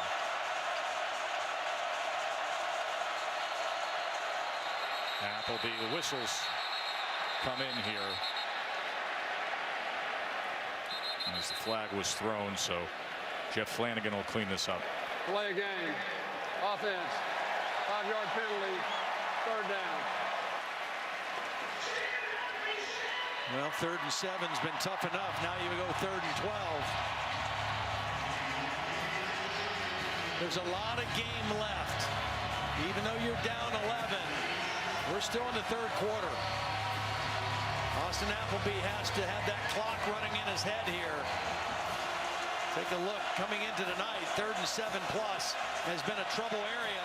Any 3rd down has been a trouble area tonight against the Noles. Over the Gators on 3rd downs tonight.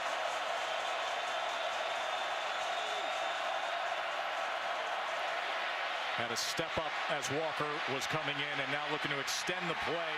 Batted right in his face by Marquez White. Charles Kelly is loving it. Just a 4-man rush. Dropping 7 into coverage. They looked like they were going to bring more guys, but they didn't. Appleby's flushed out of the pocket, and a nice job by Marquez White, just kind of mirroring the quarterback and then getting a hand on the football when he threw.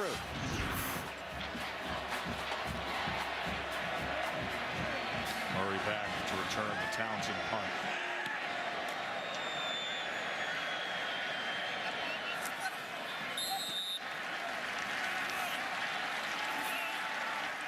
Of course, that time of the year where we get the great thrill, the overlap of the sports, and ESPN is your home to college basketball. Number 24 Michigan State, number 6 Duke from Cameron Indoor ACC Big Ten Challenge. It's Tuesday at 9:30 Eastern on ESPN. Two of the all-time greats. Hey, you got to spend some time with Izzo. You went to one of Izzo's practices last week when we were up there. Loved it. East Lansing. He's such a great coach, obviously, but just so approachable, friendly. Came over, spent a little time with me, picked a few things up to take to my team. It's great to be around him.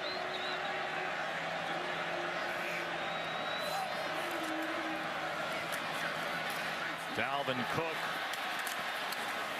tackled for a loss back at the 20 as a flag is down as well. You just wonder how much does this Florida defense have left in the tank.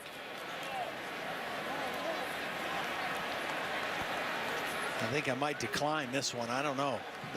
Stop Dalvin Cook for a little of no gain, maybe even a loss of yardage. Illegal block in the back. Off team. That penalty will be declined. 2nd down. Yeah. A few teams that depend on their defense more and ask more of them than what Jim McElwain's bunch delivers.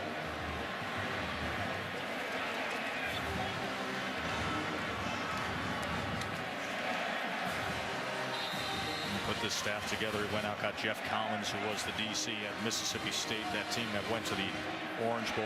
Let Dan Mullen's staff come over and be with Coach Mack and these Gators. There's Rudolph on 2nd and 12. It's Marcel Harris with the tackle, 5 yards there. One thing Florida has not been able to do is get Francois on the ground. They've not sacked him tonight. Coming into the game, Florida State, one of the worst in the country at giving up sacks. They had given up 34 sacks with their young quarterback. Coming into tonight, 0 tonight. And as well as Florida has played in the back end and knocking some passes down, they haven't been able to knock that quarterback down.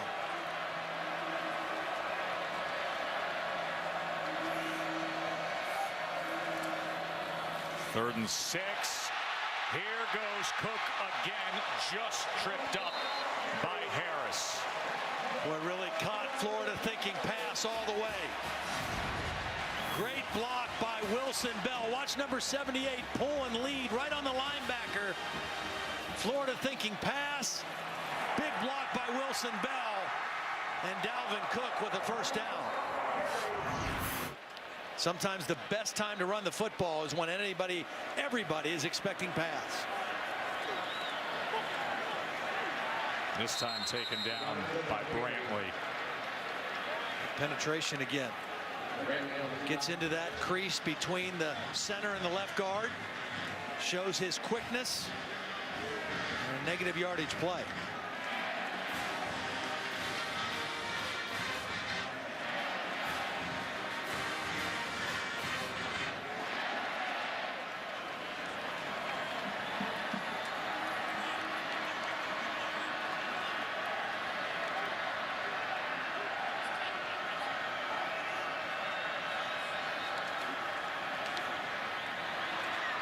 Rudolph was able to fight away from Harris. Yeah, Harris was trying to rip the football out. He had him stopped for virtually no gain, but when he tried to rip the football out, Rudolph was able to break free and gain a couple yards. Florida State looking to aim their way towards a fourth quarter that could arrive at their 9th win of the season. Remember, that Louisville team went tumbling down earlier today. So could Florida State possibly be lined up to position themselves for a New Year's 6 Orange Bowl invite from the ACC? 17-6, Saturday Night Football. We'll be back after this message and a word from our ABC stations.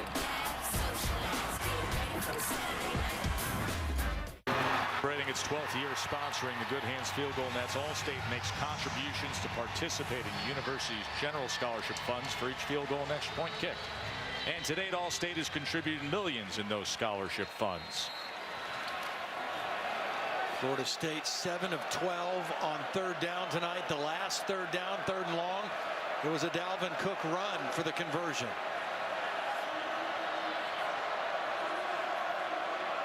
First play of the fourth quarter. A 3rd and 8 for the Noles. Francois gonna run for it. Untouched and then slides down. 18-yard run.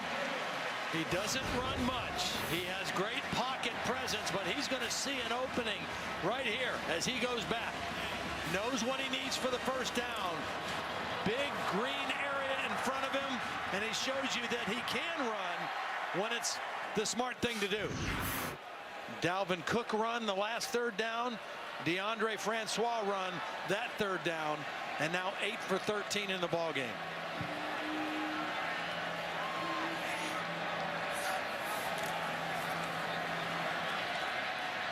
Cook. Look at how shifty he can be.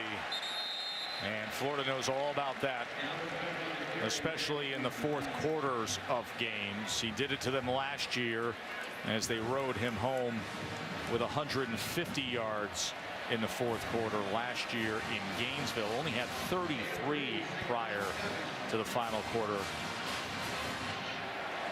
He had 7 chunk plays. And he is that kind of back. Well, you ride him now, and you can also ride the clock some as well. 2nd and 7 carry here for Cook. And he's going to be close to that line to make maybe just short, depending on that spot. Well-earned run from Cook. Take a look here. Just, again, power running, stay behind it, just zone blocking, find a crease. You get the ball deep to the back on that zone play. He can cut it anywhere in there. He just has to see it. And there are a lot of different places he can hit the line of scrimmage on that play. 230-pound Jaquez Patrick comes in as Cook trotted off. 3rd and 1.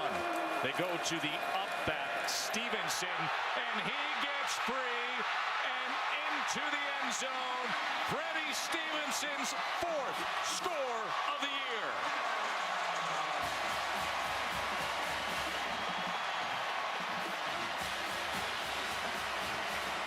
Jeff Collins told us their fullback is a weapon. We have to account for him.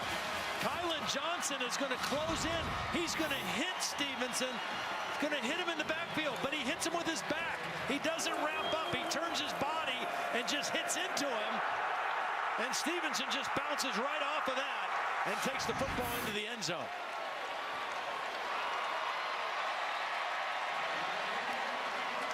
Logan Tyler came in the place kick there as the 298 consecutive PAT streak continues. ACC on ESPN as you're watching Saturday Night Football on ABC, presented by Walmart. Stevenson with the touchdown run to push the Noles lead to 18, 24-6. 14th ranked team in the country against their rivals ranked 15. You could use Thompson to provide a spark here. He will be forced to take a knee. It has been an interesting weekend with all these rivalries and the impact on the college football playoff, Todd. Wisconsin and Penn State are going to meet up for the Big Ten championship. Washington took care of business in the Apple Cup. The thriller of thrillers, Ohio State and Michigan in double overtime. Buckeyes are in prime position, and the Iron Bowl decisively went to mighty #1 Alabama. So now you can see where this debate potentially is going to go. What do you do with a Big Ten champion, winner of Wisconsin, Penn State, compared to potentially Washington or Colorado out of the Pac-12? Either one of those winners in the Big Ten, a two-loss team. That's right. Penn State is playing incredibly good football down the stretch of this season. You can say what you want about what happened earlier in the year and the game against Pitt and the blowout loss to Michigan.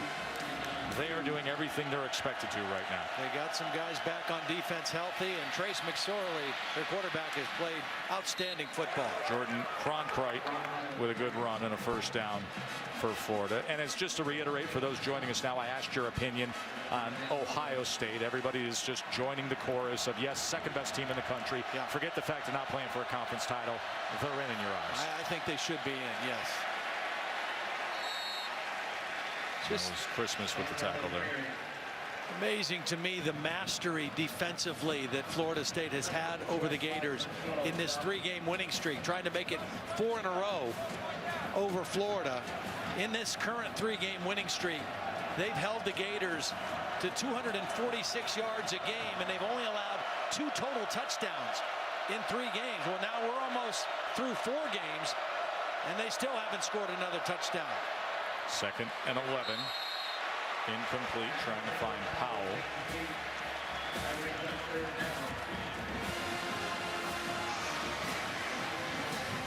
It should have been a caught there. That was a case of Powell looking at the defense. Now look at the total yards and the points in the last 3 meetings now. Only gave up 2 last year, only giving up 6 right now. 0 for 9 on 3rd downs, the Gators. 3rd and 11. Appleby taken down. Well, I don't know. You got to turn out to take care of all the big guys. I mean, this is a big guy right here. This is not a linebacker or a defensive back. He has 8 sacks on the season, and nobody even touches him. That was a miscommunication on setting and identifying the protection.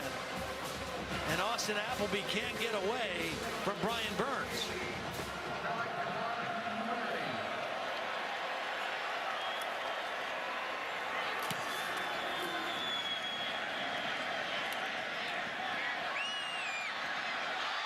Ball is out, scooped, and taken in for the score, Marcel Harris.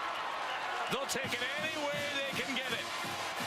Chris Thompson had a big hit, and Harris scooped and scored. Chris Thompson just ripped the ball out. Watch 85 just get in there and rip the ball out before he's down. Running on the field, the fumble, covered by the kicking team. Touchdown. Your offense can't score. Your offense can't convert a 3rd down. Turn to your defense and your special teams to get you back in the football game. Any way it goes. As they are cranking it for a little special forces over there on the Florida sideline. And Pinheiro on to attempt the extra point. As tired as this Florida defense might be, that could be a shot in the arm for him. Marcel Harris in the right spot at the right time, scored for the Gators. Saturday Night Football presented by Walmart. Celebrate the holidays with Walmart. Find gifts, groceries, and fast checkouts. In part by Buick. It's Black Friday all month long at your Buick dealer. And Dr. Pepper. It's a college football tradition. Florida hadn't scored a touchdown against Florida State in 9+ quarters. The offense 0 for 10 on third down conversions tonight, but moments ago, Marcel Harris with the scoop and score after the punt return by Murray was fumbled. And now a 24-13 game we're sitting on here.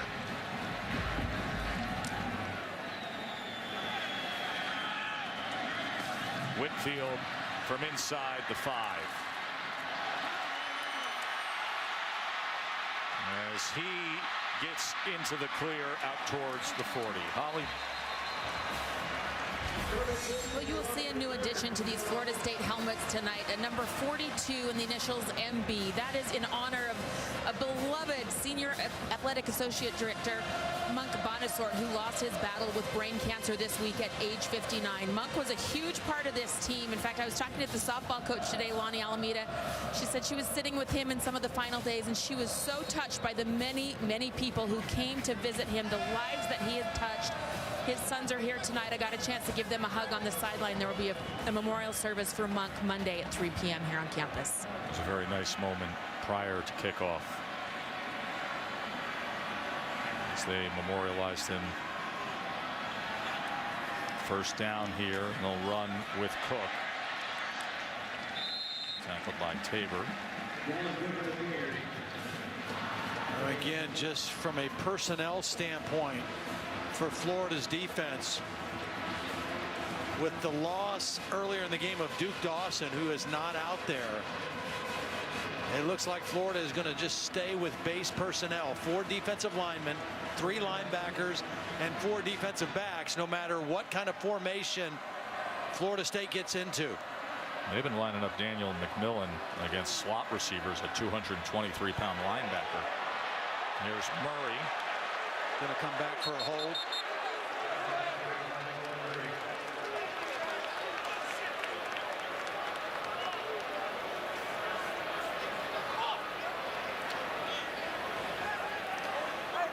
Holding. Offense number 15. 10-yard penalty. Second down. Travis Rudolph out here. He's the point blocker on this quick screen, this throw out. And there he is. You can see the jersey of McMillan. That's a much bigger guy. Again, with McMillan in there and not a defensive back as a nickel. That's a tough assignment, asking a wide receiver to block a linebacker.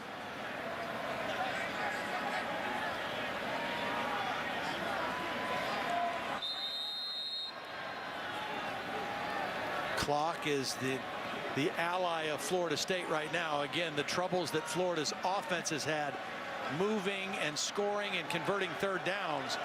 The clock is really in Florida State's favor.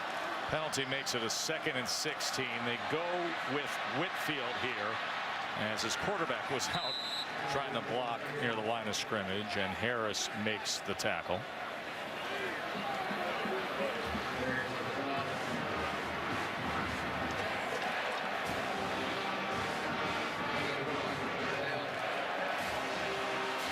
Told you about Florida's third down woes offensively. Defensively, they're top 15 in the country, but Florida State has converted 6 straight third downs. This a tougher task at 3rd and 16. Again, this is a linebacker out here lined up over the slot receiver, not used to playing in this situation. Out there by necessity now. Swa going to turn the corner, stay in bounds there. Well defended, but a smart decision by Francois to go down, protect himself, and to go down in bounds.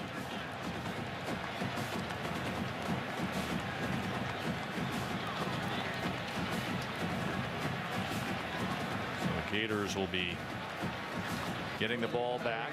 8.5 minutes to play Antonio Callaway hoping to get a chance at this Logan Tyler punt.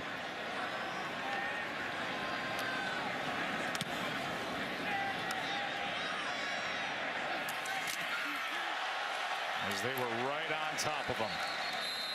And a flag is down.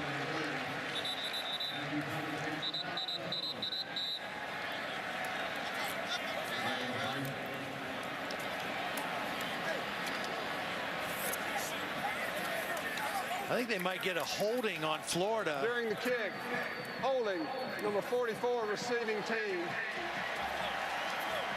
10-yard penalty, first down.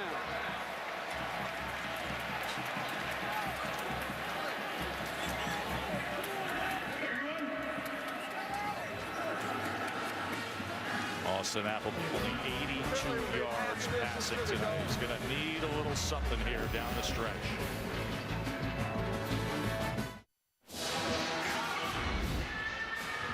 Pacific Life game summary. Sunshine showdown. Not much sun shining on that Florida offense, but moments ago they got the Marcel Harris fumble return for a touchdown. Travis Rudolph had the 46-yard touchdown reception. Florida State had pushed things to 24-6 prior to the special teams score. And now Florida with a chance here, but they have gotten very little offense from Appleby and the guys. With time and out to the 30-yard line, complete to Callaway. They needed that. Well, and if there's anybody out there that's going to make the play for him, it's Callaway. Does a nice job adjusting to the ball that was thrown behind him and gets them out away from their own goal line. But he is definitely the guy who can be a difference maker in the pass game. 22-yard reception. Appleby again should have been picked off that time by McFadden. He leads the nation in interceptions. You know, he jumped the route. I mean, he anticipated slant and he jumped the route. Now, the receiver did not help Appleby very much. Callaway doesn't stay inside. He tries to go behind, and you can't do that to your quarterback. You got to stay inside on that route. And Callaway actually lucky that McFadden wasn't able to pick that one off.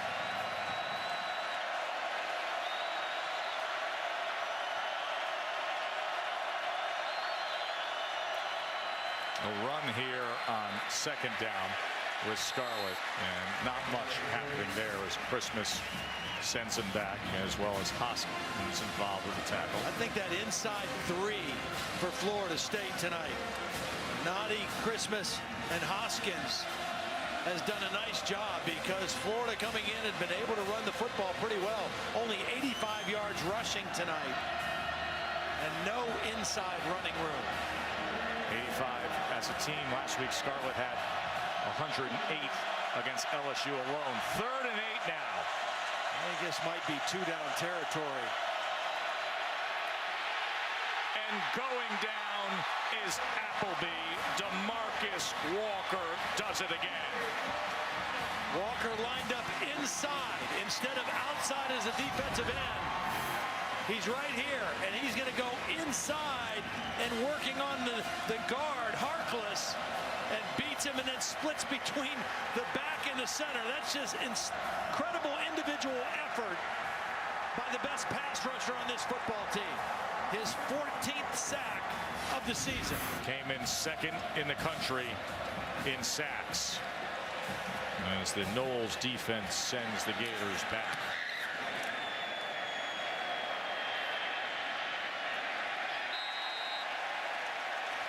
Over 6 minutes to go. For the Knowles be lining themselves up for a New Year's 6 possibility. Progressive pylon cam is getting everybody's attention tonight, and we mean everybody. Todd, everybody except for the Florida offense. Yeah. They have not been able to cross the plane of that progressive. They were only close to the pylon one time, and that was early. First possession. It was a fumble, scoop and score off a punt return that Florida special teams was able to get their lone touchdown tonight. And now with over 6 minutes to play, Florida State is looking to wrap this up. A heated rivalry and has determined national champions through the years, but to these players, there's so many players that played high school ball against each other, it means a heck of a lot more. Holly? Well, just before this series, the Jumbotron here at Florida State had a big message. Thank you, Dalvin. I think everybody here in the building knows this is likely his final game for Florida State. He got a huge standing ovation, and then they gave him the ball on that next play. I've gotten huge respect for Dalvin Cook tonight. He's injured his left wrist. He came out, got it wrapped. A guy that's looking towards the pros could have easily not played in this game with his team with really nothing left to play for but pride. But he's in here at the end of the fourth quarter. Big props to Dalvin Cook and his desire to be there for his teammates. 136 yards. Let's go to the studio, check in with Cassidy. All right, Joe, we got an upset in the SEC. Number 17, Tennessee, taking on Vandy, and Ralph Webb with his second touchdown of the day, and the Commodores get the 45-34 win. Back to you guys. That is a big win for Vandy, and they've been playing some really good football. So they are bowl eligible at 6-6. And that means a lot to Derek Mason. You know, they played Florida tough. That was a 13-6 game. They played Auburn tough, a game that could have gone their way. You watch Vandy play defense, you will be impressed, folks.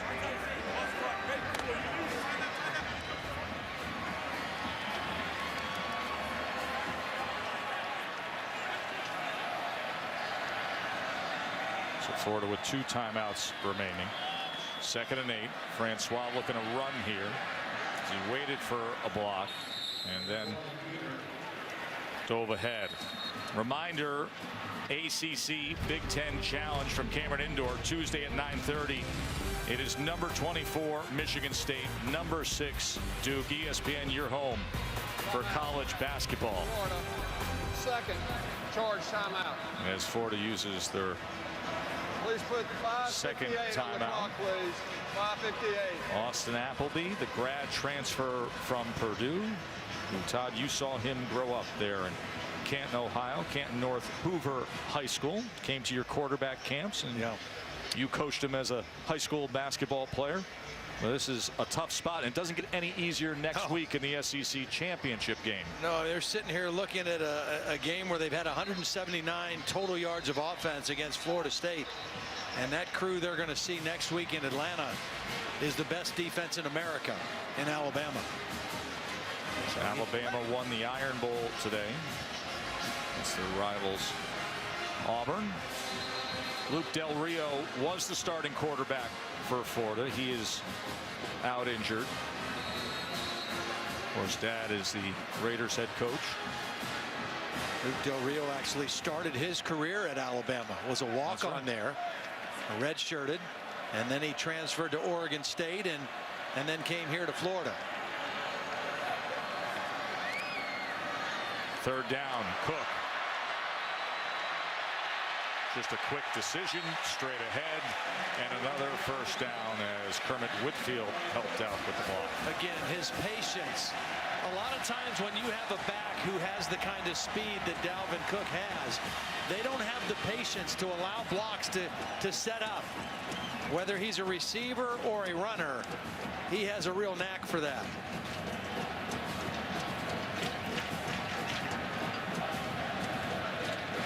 Quincy Wilson limps off. Tabor and Wilson gave everything they could tonight. The 2 corners for the Gators.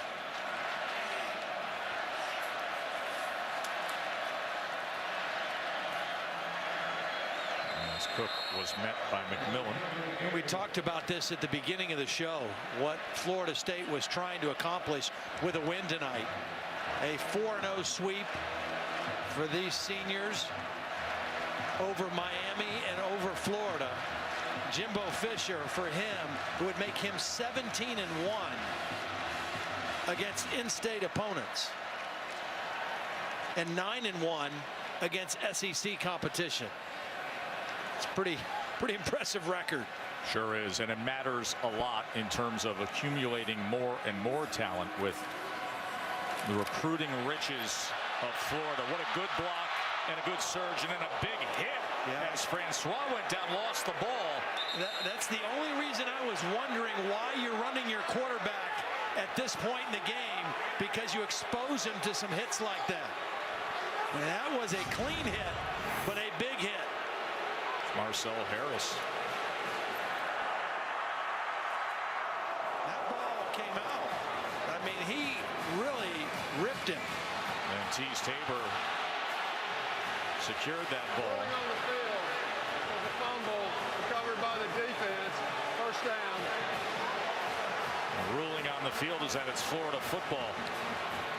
Now look at this big blast, and then the ball comes out. I mean, you have an 11-point lead. You have one of the best running backs in the country.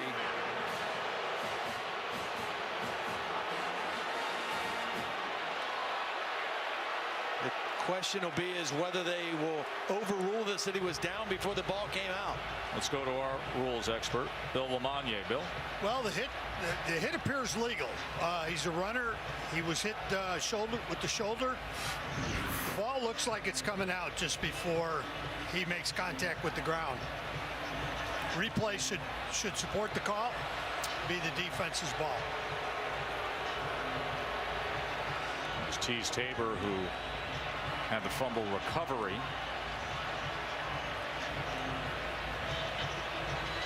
And the ruling on the field is it is Florida football here.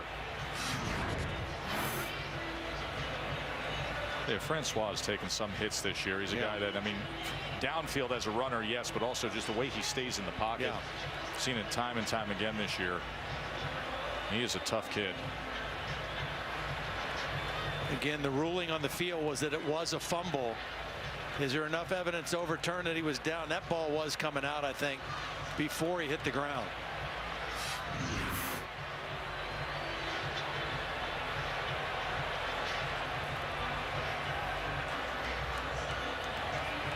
Marcel Harris is the guy who scored the lone Gator touchdown on the scoop and score.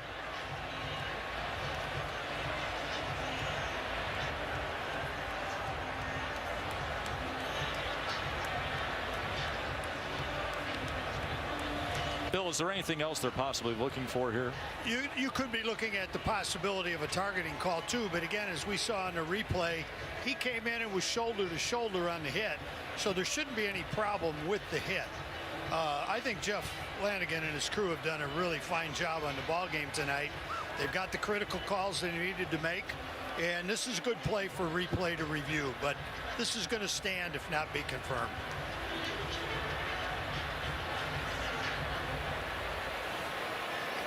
If Flanagan and company have not had to be as active as some other crews we saw earlier today. As we know what happened with Michigan and Ohio State. Jim Harbaugh was very outspoken afterwards. Bill, you've actually officiated the Michigan-Ohio State game. You understand very much the atmosphere of that. Quite well. 6 times did the Michigan-Ohio State game, including when they were 1-2 in the country. Lloyd Carr, who I have the utmost respect for. Lloyd could let you know you were in a ball game. After review, the ruling on the field of a fumble recovered by the defense stands. First down. Just as Mr. Lamagna said it would. So Florida with 4:25 left with the ball, trailing by 11. Trailing by 11 and 0 for 11 on third down. You have to go back to 1980, the last time Florida State had a game in which an opponent never converted a third down. 1980.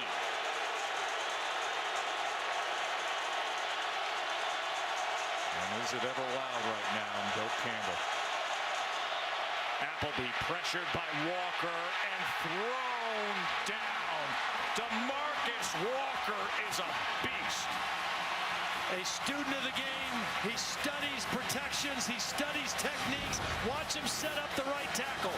Quick up the field and inside move. Too much for the freshman Jawan Taylor.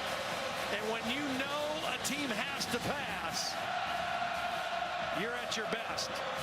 And that's DeMarcus Walker time. 15 sacks on the year for Walker. Second and 22, Cleveland. The 3rd and long.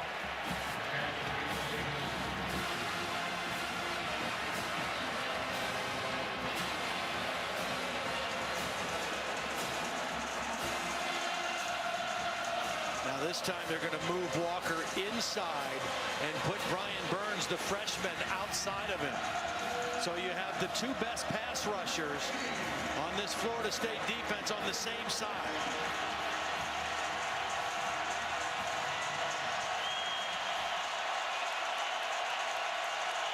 There is that long and lean freshman. Here he comes. Ball's out. Appleby smothered. Noddy got to him. Walker has the ball in his grasp, and the Noles got it. Well, that was Walker first that forced Appleby to move up in the pocket. They moved Walker inside. He's right here. He's going to get the first pressure and force Appleby up in the pocket. Right to Noddy. And then the ball comes out, and Walker ends up with the football. He started the play, and he ended the play.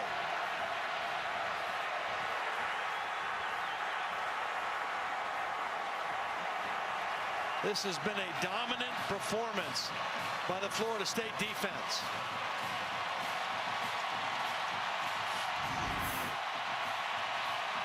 Six sacks, 167 for 12 on 3rd down.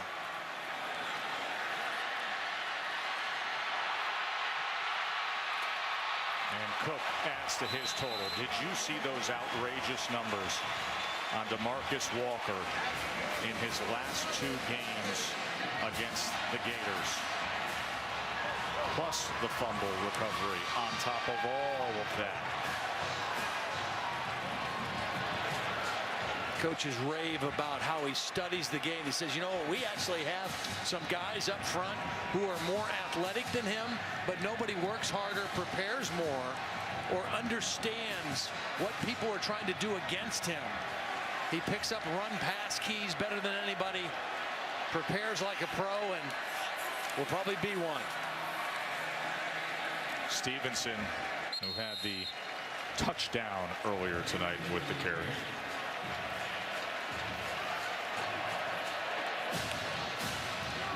This Florida State team not going to be able to play in the ACC championship game. Probably still going to get a very good bowl assignment, maybe even a New Year's Six bowl. Could be. Virginia Tech, Clemson. Listen, if Clemson wins, they go to the college football playoff. So then you go with the highest ranked ACC team to backfill the Orange Bowl. That could likely be Florida State.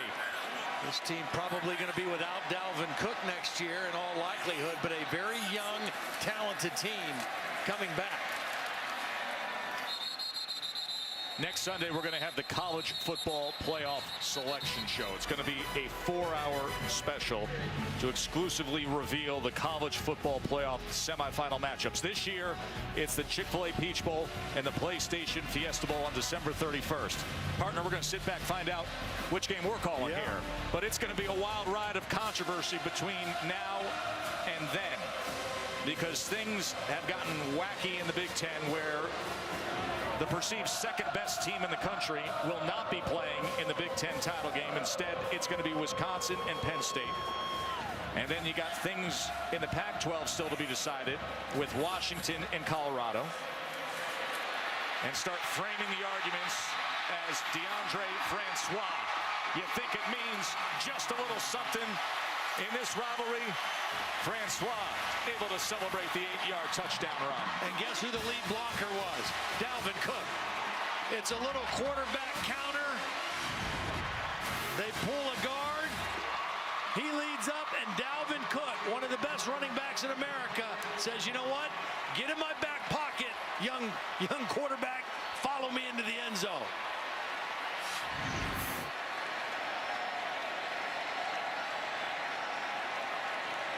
Kind of like that. Francois fumbled on the 1 carry. They get him a chance to run it again, and he scores a touchdown.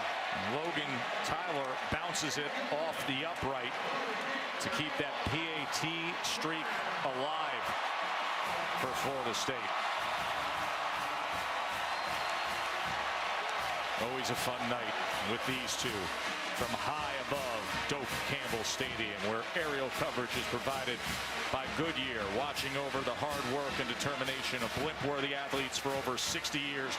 Goodyear, official sponsor of the college football playoff. And that college football playoff needs to get filled in. Will Clemson be able to get through Virginia Tech? Who would have predicted that Big Ten championship game? Bedlam awaits in the Big 12.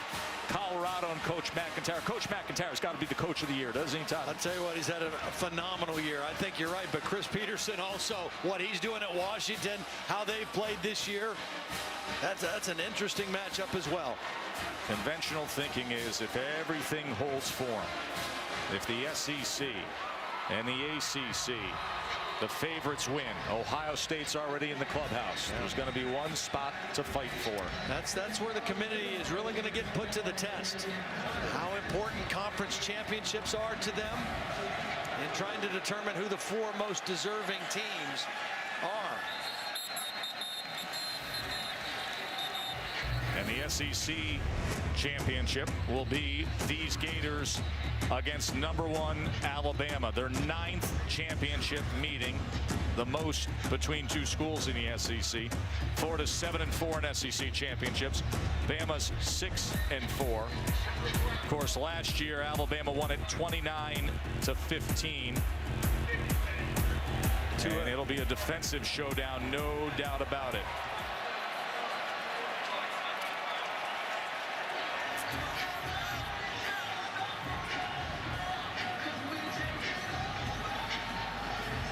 It has been a fun ride to arrive at this point of the college football season. Glad you've taken it with us. Joe Tessitore, Todd Blackledge, Holly Rowe with you here in the final minute from Tallahassee. Todd, we talked about whether or not there was a college football playoff implication on this game or not. 41 players between these teams came from just 15 high schools in the state of Florida. 41 on only 15 schools. They have known each other for a long time as teammates, as rivals, and now as college rivals. And it's an interesting rivalry, too, as Holly touched on the very beginning of the show. Florida wouldn't schedule them for the longest time, and then they were forced to schedule them. The Miami-Florida State rivalry is a little bit more respectful. There's a little bit more bitter feelings in this one between the Seminoles and the Gators. The schools are closer together, and the feelings are a little bit more intense between the two schools. And for years, Florida wouldn't play them, as you said. They wouldn't even come here. For the older fans, it means a lot, especially.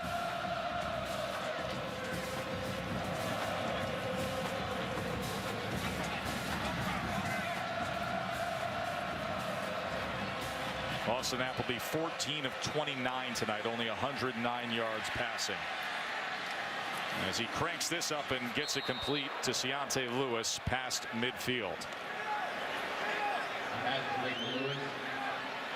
All the injuries that Florida has had to deal with.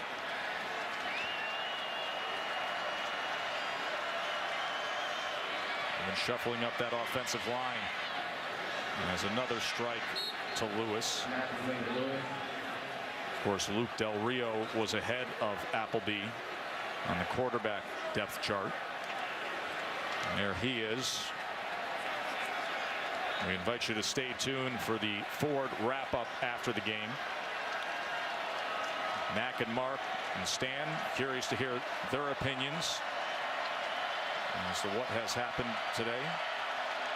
Cassidy's done a great job all night long as well. Final half minute here in Tallahassee.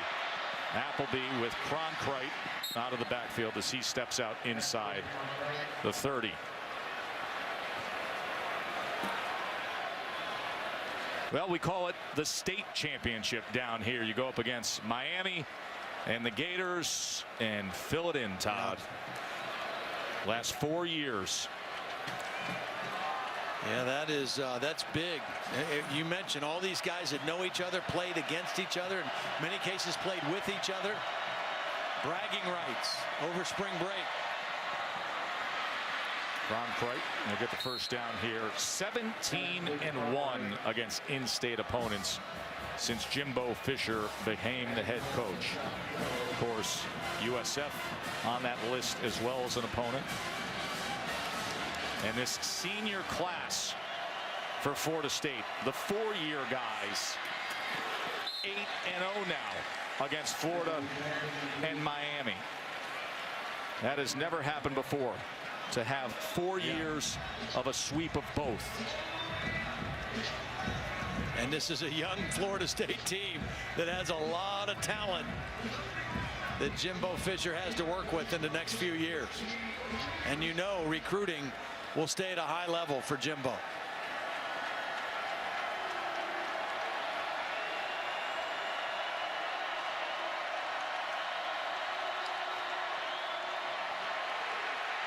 Wow, that was Burns. And he just had to get rid of it with Brian Burns on top of it. And then Pete Ryan just trying to make the most of it as double zeros hit the clock.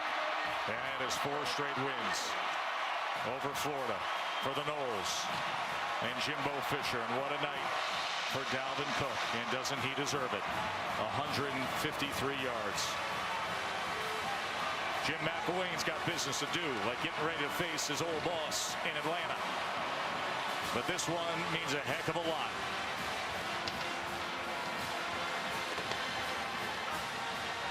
Jimbo Fisher is 6-1 now against Florida. Another hug for Dalvin.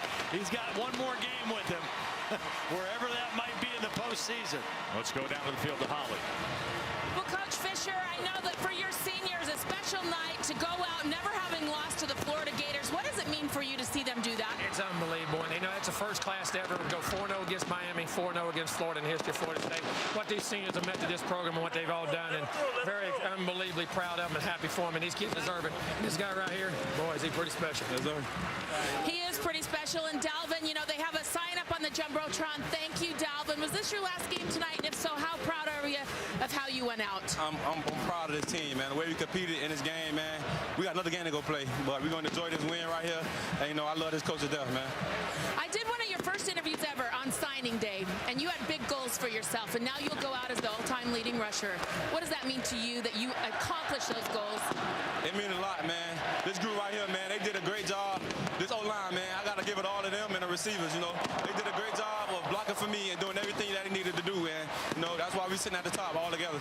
Thank you very much, guys. Special night for both of you. Thank you. Thank you. Thank you. Dalvin was awesome, but so was the defense.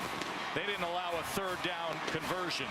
The Gators were 0 for 12. Some defensive fireworks for the Noles. Holding a team without a third down conversion. Florida State hadn't done that since 1980. Held Florida only 207 total yards. 9th win for the Noles. As we send it to Cassie Hilbert back in the studio. So long, Tallahassee.